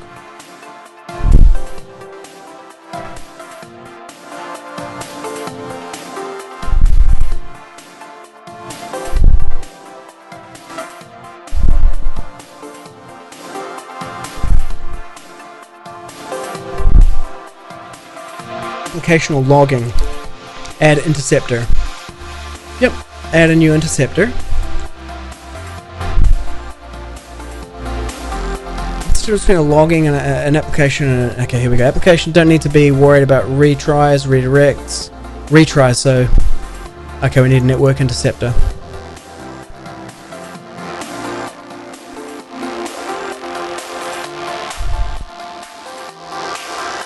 Okay, well it's a logging, it is a logging, it's a network logging interceptor.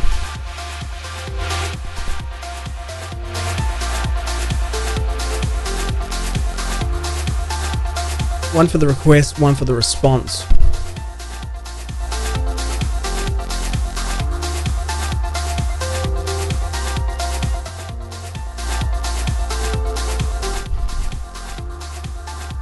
Okay, so we'll do this. Copy. And then we create a new Kotlin class in here. I'm going to take a break soon. Man, I've been going for a while. This thing's supposed to alert me. Network interceptor. I'll call a logging interceptor, right?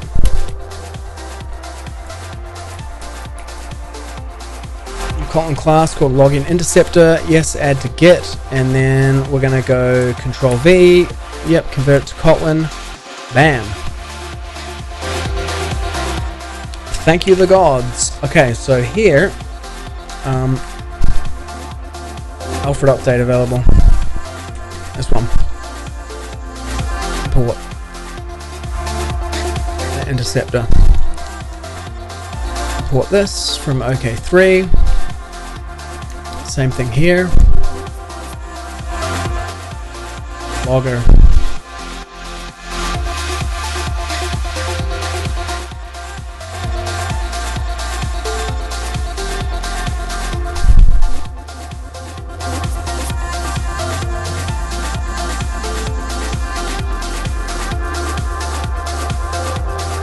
Same thing here. Same thing here.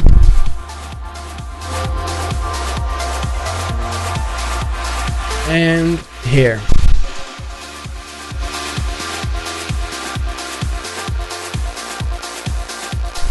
Oh, you can do a throws on it. That's pretty cool.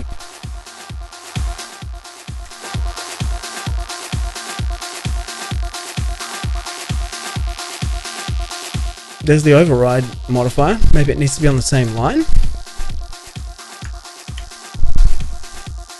Nope. Overrides. Nope. Ah, okay. This is not Java, dude. This is Kotlin. Overrides. No, override. There we go. Unused? Yeah, use Kotlin string instead. Well, okay, so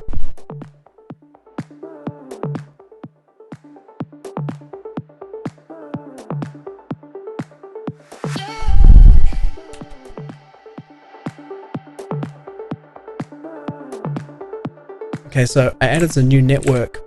So network interceptor is here. Okay.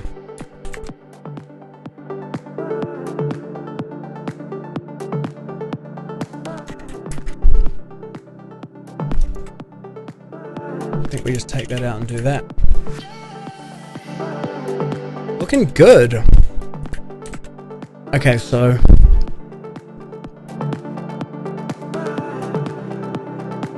what I want to do here is I want to detect failure in OK HTTP interceptor.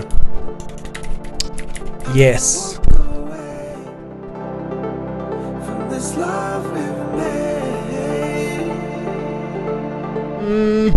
Advanced retrofit REST error interceptor. Here we go.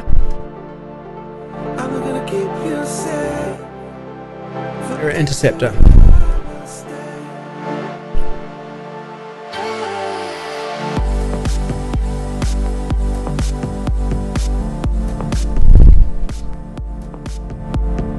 That's pretty cool. Okay, so let's have a look at how the error interceptor is implemented and what it is inspecting on that response. Ooh, okay.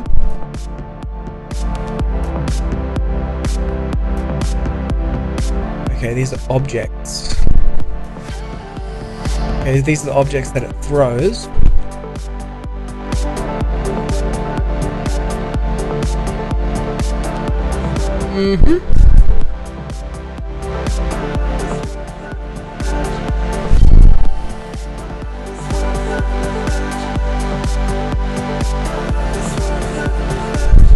In here.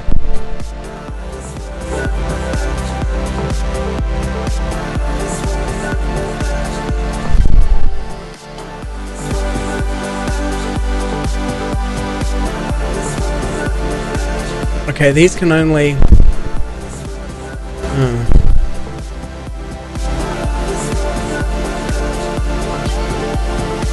love it. Okay, so this can intercept the code on it and throw them.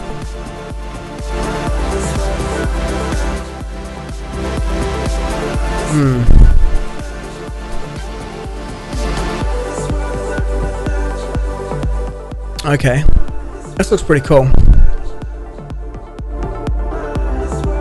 Jetpack, dude. Yeah, okay, so only problem with that interceptor is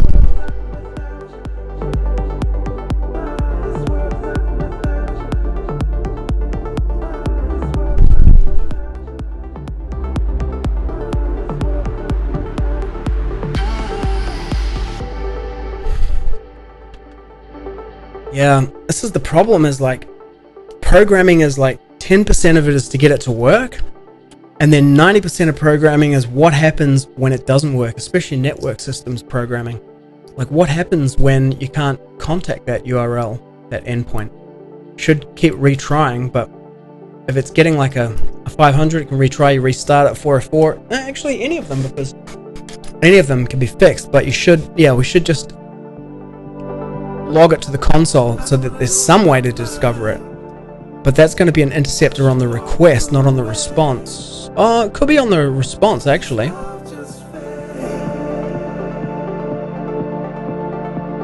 Well, if we go back to the code, in here, it has, if the response is not successful, it's going to throw.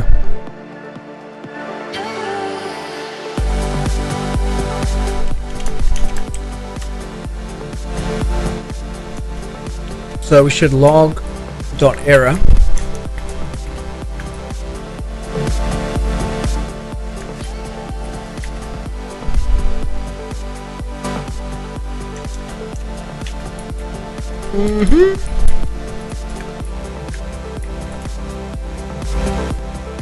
Incident alerter.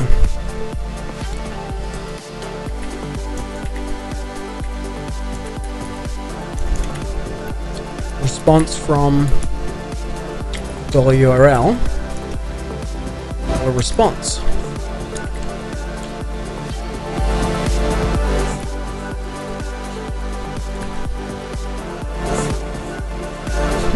Okay, what doesn't it like about that?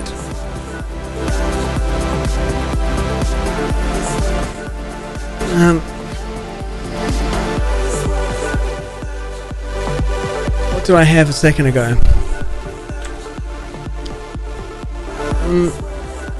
Gonna be a tight mismatch. What's that?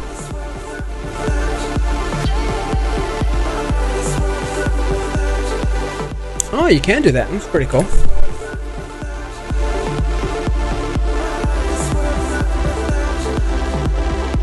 that case, it's probably a response.code, right? Yep. Nice. Okay.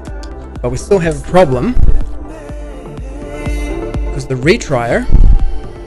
Yeah, because if the request fails, it's going to keep retrying, right? So we've got to go in the login interceptor.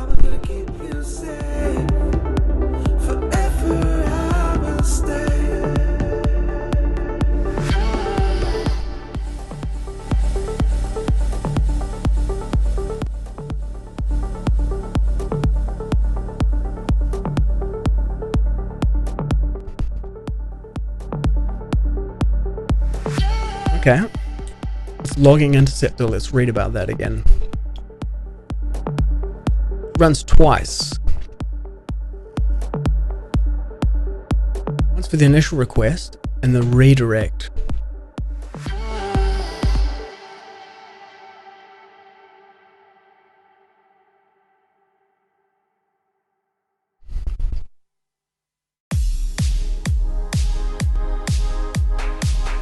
Okay, let's see. Okay, HTTP retry log, the most obvious thing. Oh, retrofit. What's this retrofit thing?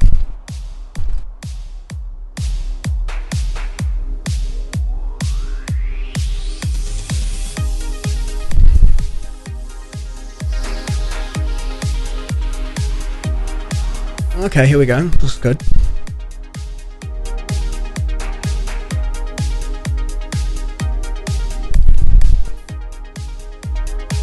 Okay, so you can do it like that.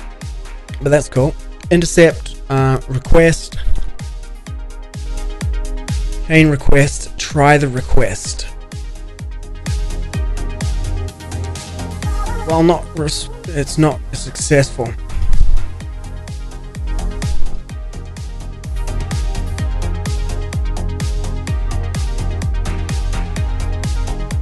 Okay, well, let's just try this then.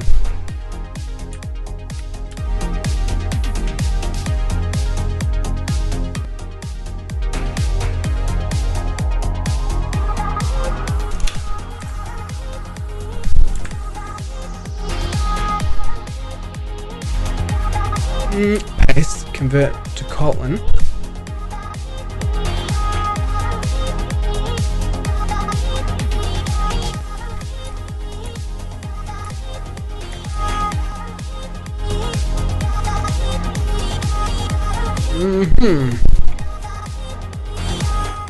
Okay.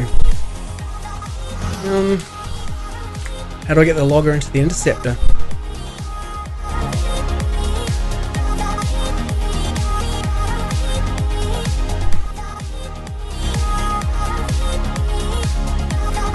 Like this.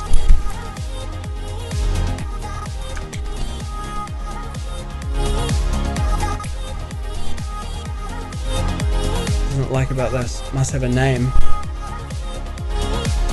Internal class. Let's make it a constructor. And then this thing here should be I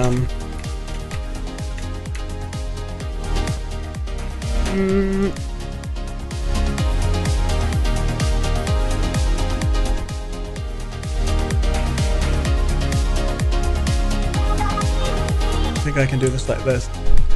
Yep.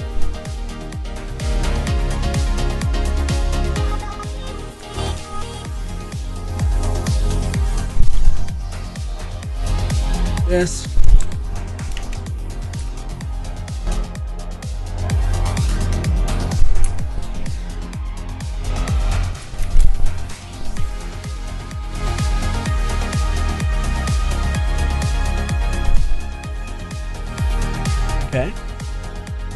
problem?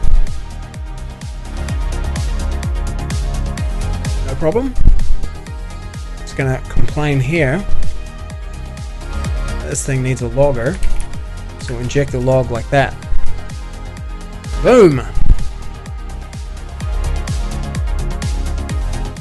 And then in here we'll just say incident alerter.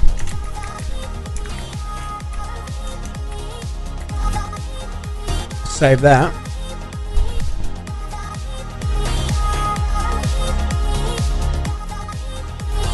What happened now? Okay. So if I now go in here and set this to something that doesn't exist, like literally just do this. Oh, that'll do it. Okay.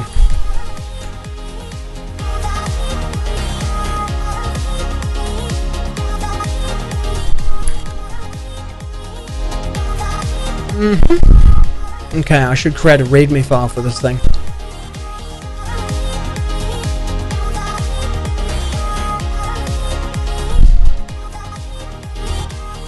Compilation failed. Symbols declared in nashorn, so that's dumb because it shouldn't be anything using nashorn in here.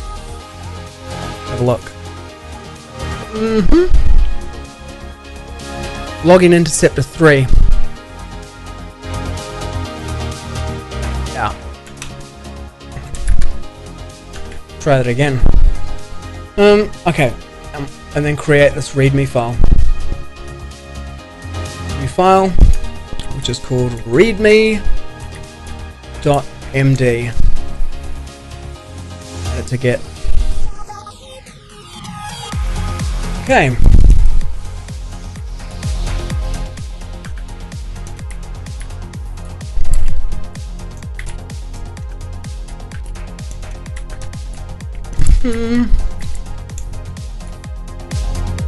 This Zeebe exporter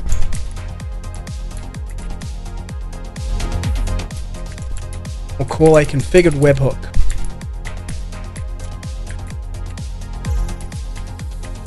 On the creation of an incident.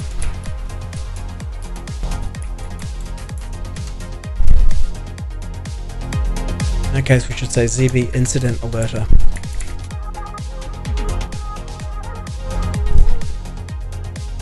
And then here, if I now run this, I should see some kind of error happening. Okay, that blew up.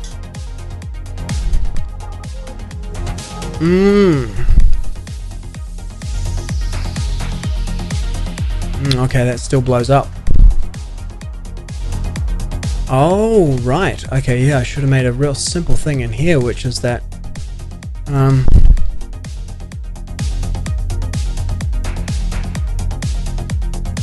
okay, it's a simple check here. I'll just do it like this.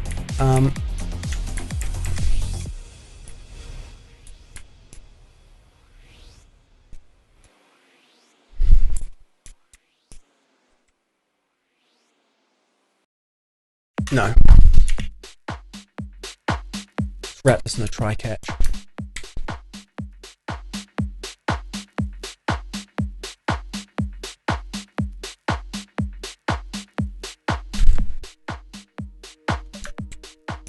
I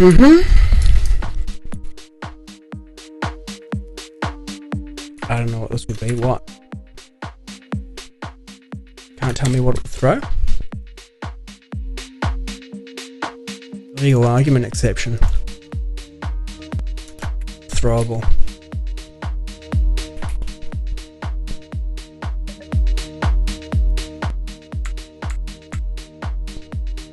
And then so we should go log.error.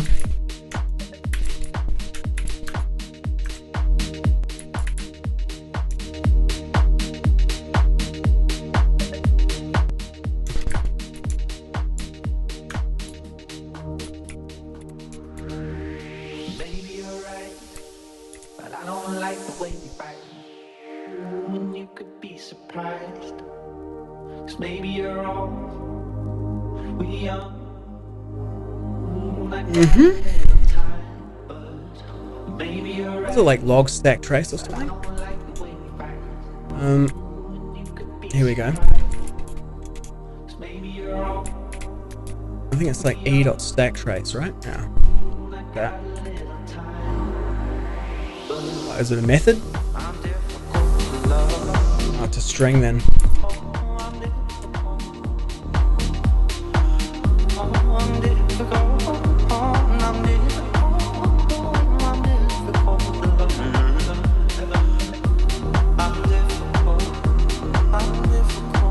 If it catches in there,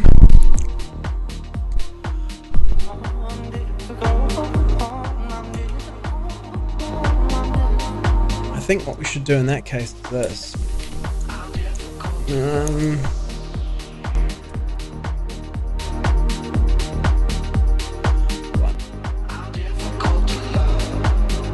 Let's use as an expression. Okay, whatever.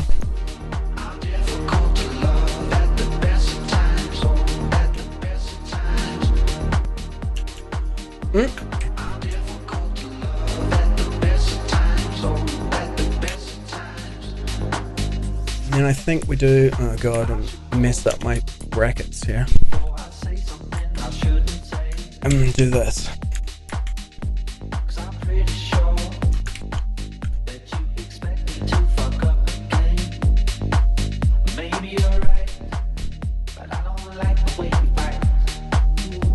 Pull this down.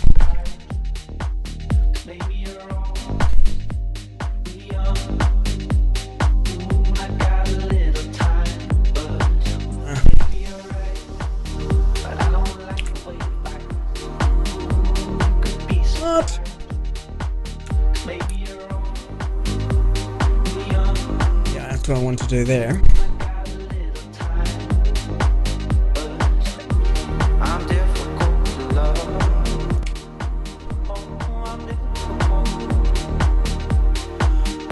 Yeah, okay, that's good.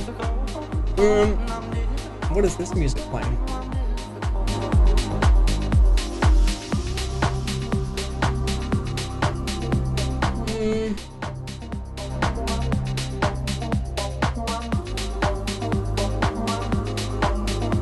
Let's go back to the top of the playlist, eh? To here. Finally. Okay. Okay, whatever.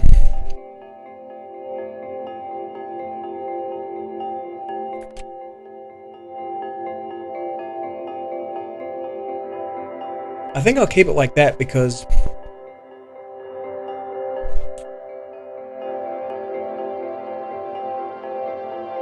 if you start it with no URL configured, you should expect to see errors in here, but the export will continue to advance. Otherwise, it'll impact the performance of the broker. It really depends on how you want it to fail. If you're not getting alerted of incidents, maybe you want the thing to blow up early so that it's like, I'm sorry, I'm not even going to start.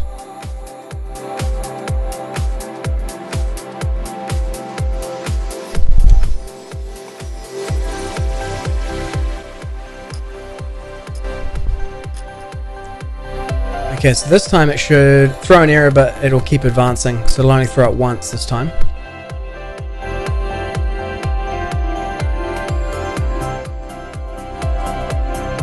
Starting in debug mode for some reason. Okay, deploy, run, and then it will throw. Error thrown by the exporter. Stack trace element. Okay, that did not. That wasn't quite what I wanted. Oh, that's right. You had to write a whole thing to get it to write a stack trace out, didn't you? Yeah, you had to get a new printer and everything.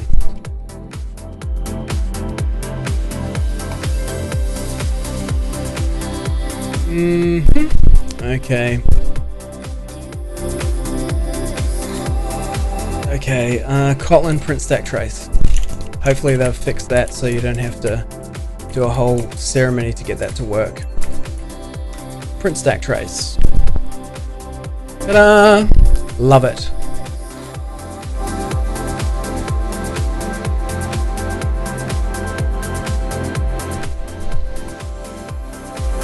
Print writer.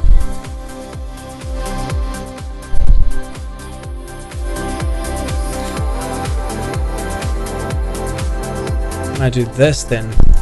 Maybe I can do this.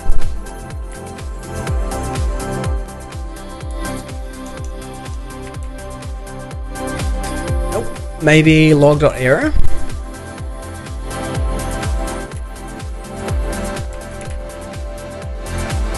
Nope. Is there another method on log that will do it? Info, warn, debug, error, trace. Huh. Nope.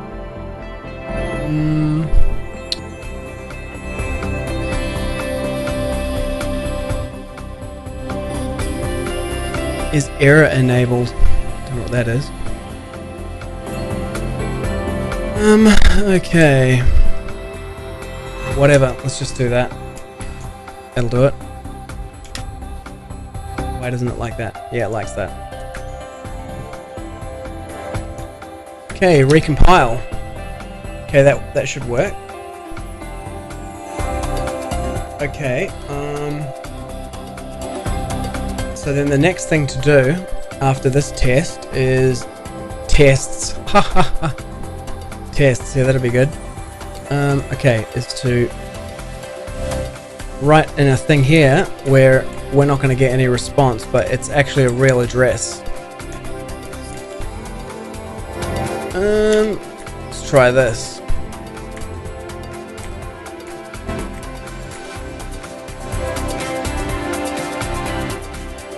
Okay, so save that. Yep, that ran. Run this.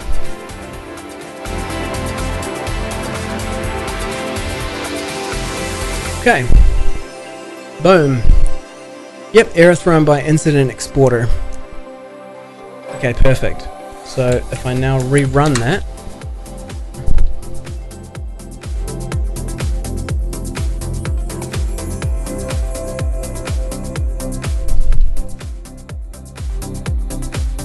okay, and so we'll put here token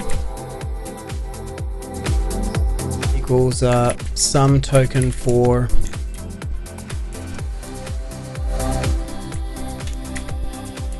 authorization header, which will be look like this: bearer $token. Write it with like a JavaScript syntax, like this. There we go. Okay, we started, so now if I throw this up, it should retry.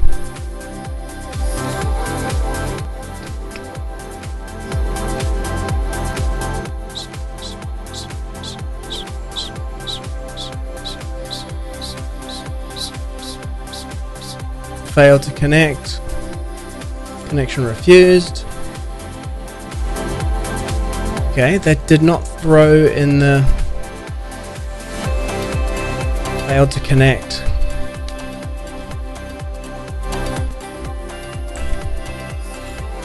So in here, okay, so it's okay, HTTP intercept failed to connect.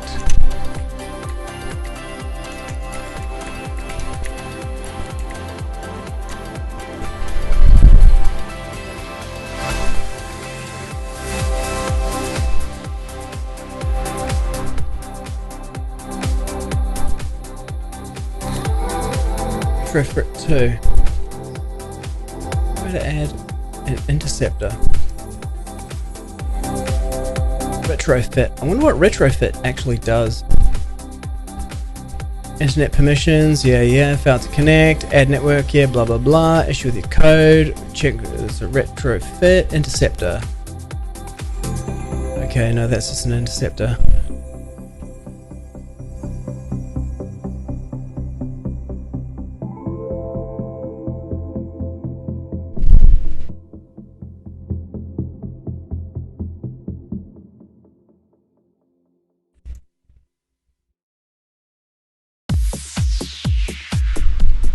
here we go. Retrofit 2, catch server errors globally with a response interceptor.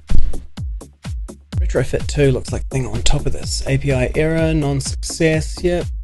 Server 404, 500. Yeah, but what about... These are server responses, but... Global error handler, here we go. That's for 500. Yeah, okay, that's not it. But let's have a look at what this retrofit 2 is. Retrofit 2. Bring it. Retrofit. Square.github.io. Type safe, HTTP client. Okay, it's for Java. Yeah, no, it's for Get. Okay, API.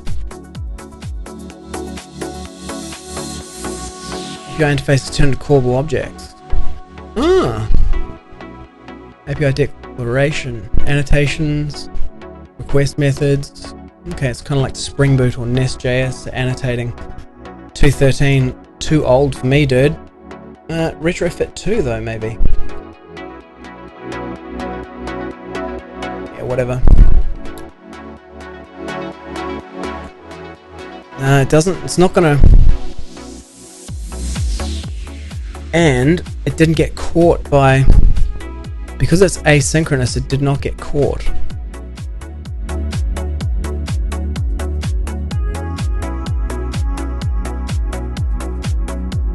Okay, so... okay, so catch...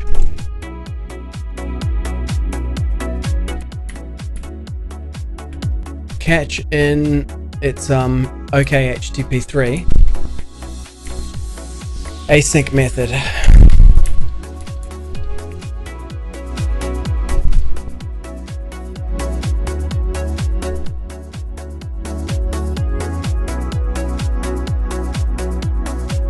Response catching.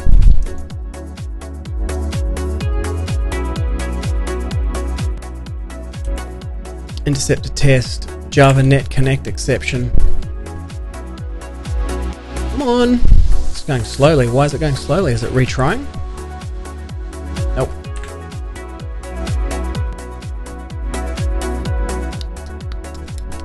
Asynchronous request, yeah. And call it in this way. Catch. Do get request. Do get request. Let's have a look. Override run, yeah. Okay, on response. Override. Where's that throwing then? Have a look. Throwing on a different thread, I think. Incident alerter. Configure, incident alerter, no URL, yeah, it goes down here. Okay, so it's builder, and then this in queue, and then on failure. Okay, here. Eprint stack trace. This is it here. Okay, so on failure, so in here we should put log.error incident alerter. Okay, so it catches it here.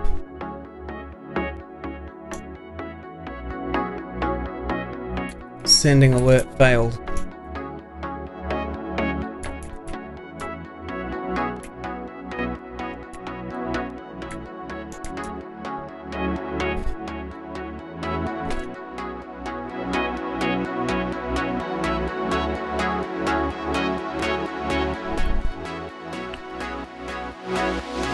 Failure. Okay, so but my logging interceptor, let's have a look in here. If response comes back, this must be here in this request. Okay, so you can retry. Retries here. Oh, but hang on, we got a retry on there anyway. So we don't need to retry in here. Okay, but why this retry didn't retry it up here? Retry on connection failure is true.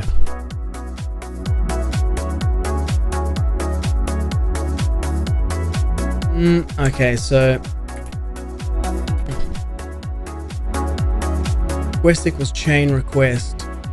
Okay, let's have a look at the login interceptor class again.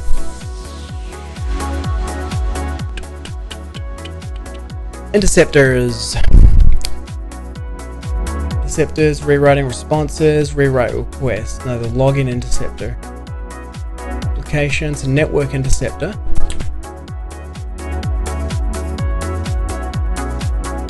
Network interceptor. Yep, it's a network interceptor. Intercept, chain request, chain proceed request.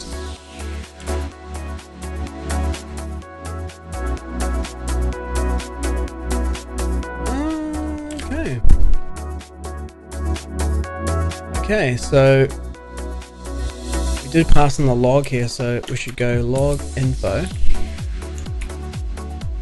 Let's see what methods this request object has. Request method body cache control is HTTPS. Okay, this is just the. Okay, so no big deal there. Okay, so here, what methods does the response have?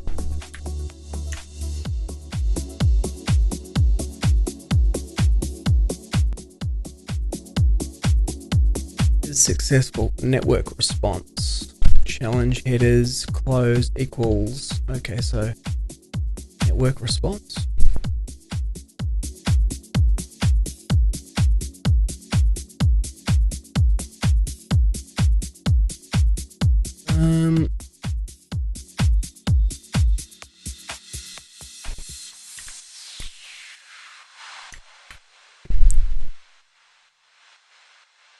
Code message cache control is successful. And that's what a boolean. Okay, that's if there was a network response.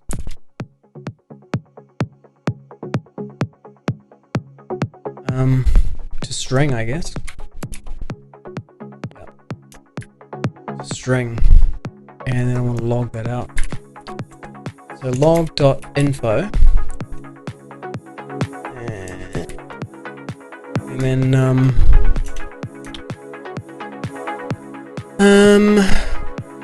response.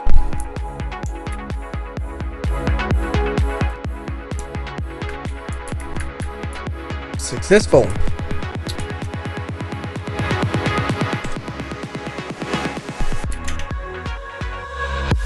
Dude, flagging, man. I'm gonna have to take a break. Okay, response successful, and then we should put in front of that a bunch of stuff.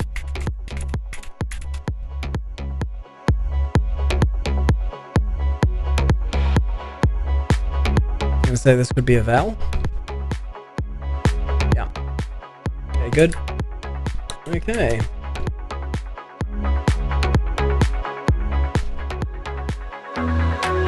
How does it behave when it fails? That's the big question.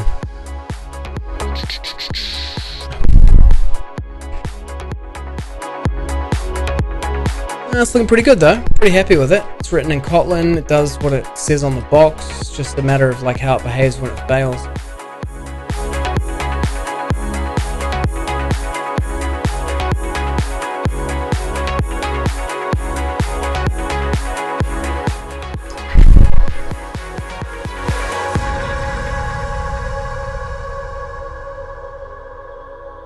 Okay, rebuilding. Dude, this is a long stream. If I have like a, hey, check out how this thing was live coded, it's going to be a real investigation of like how to code in Kotlin as much as anything else. Okay, starting up. Yeah, my CPU is going nuts. This happens with Docker. If you leave it running too long, it just starts freaking out. Okay, yeah. Okay, close enough for rock and roll. Let's do it.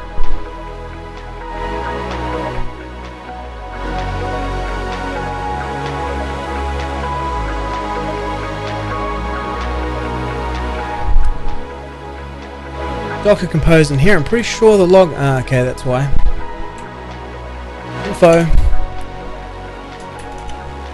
Info. I think that should be. I don't know if it has to be, but pretty sure whenever I've seen it, it's been info like that. Okay, did my thing? Yes, it did. Okay, but it doesn't retry. Maybe a combination of the interceptor and the retry.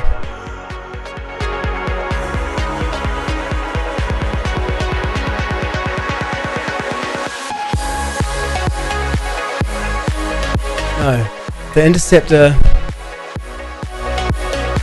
didn't get called. Okay, so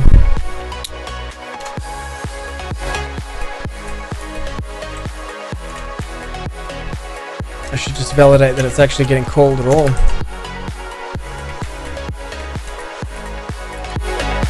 Interceptor. Okay, I'm gonna take a break for a while.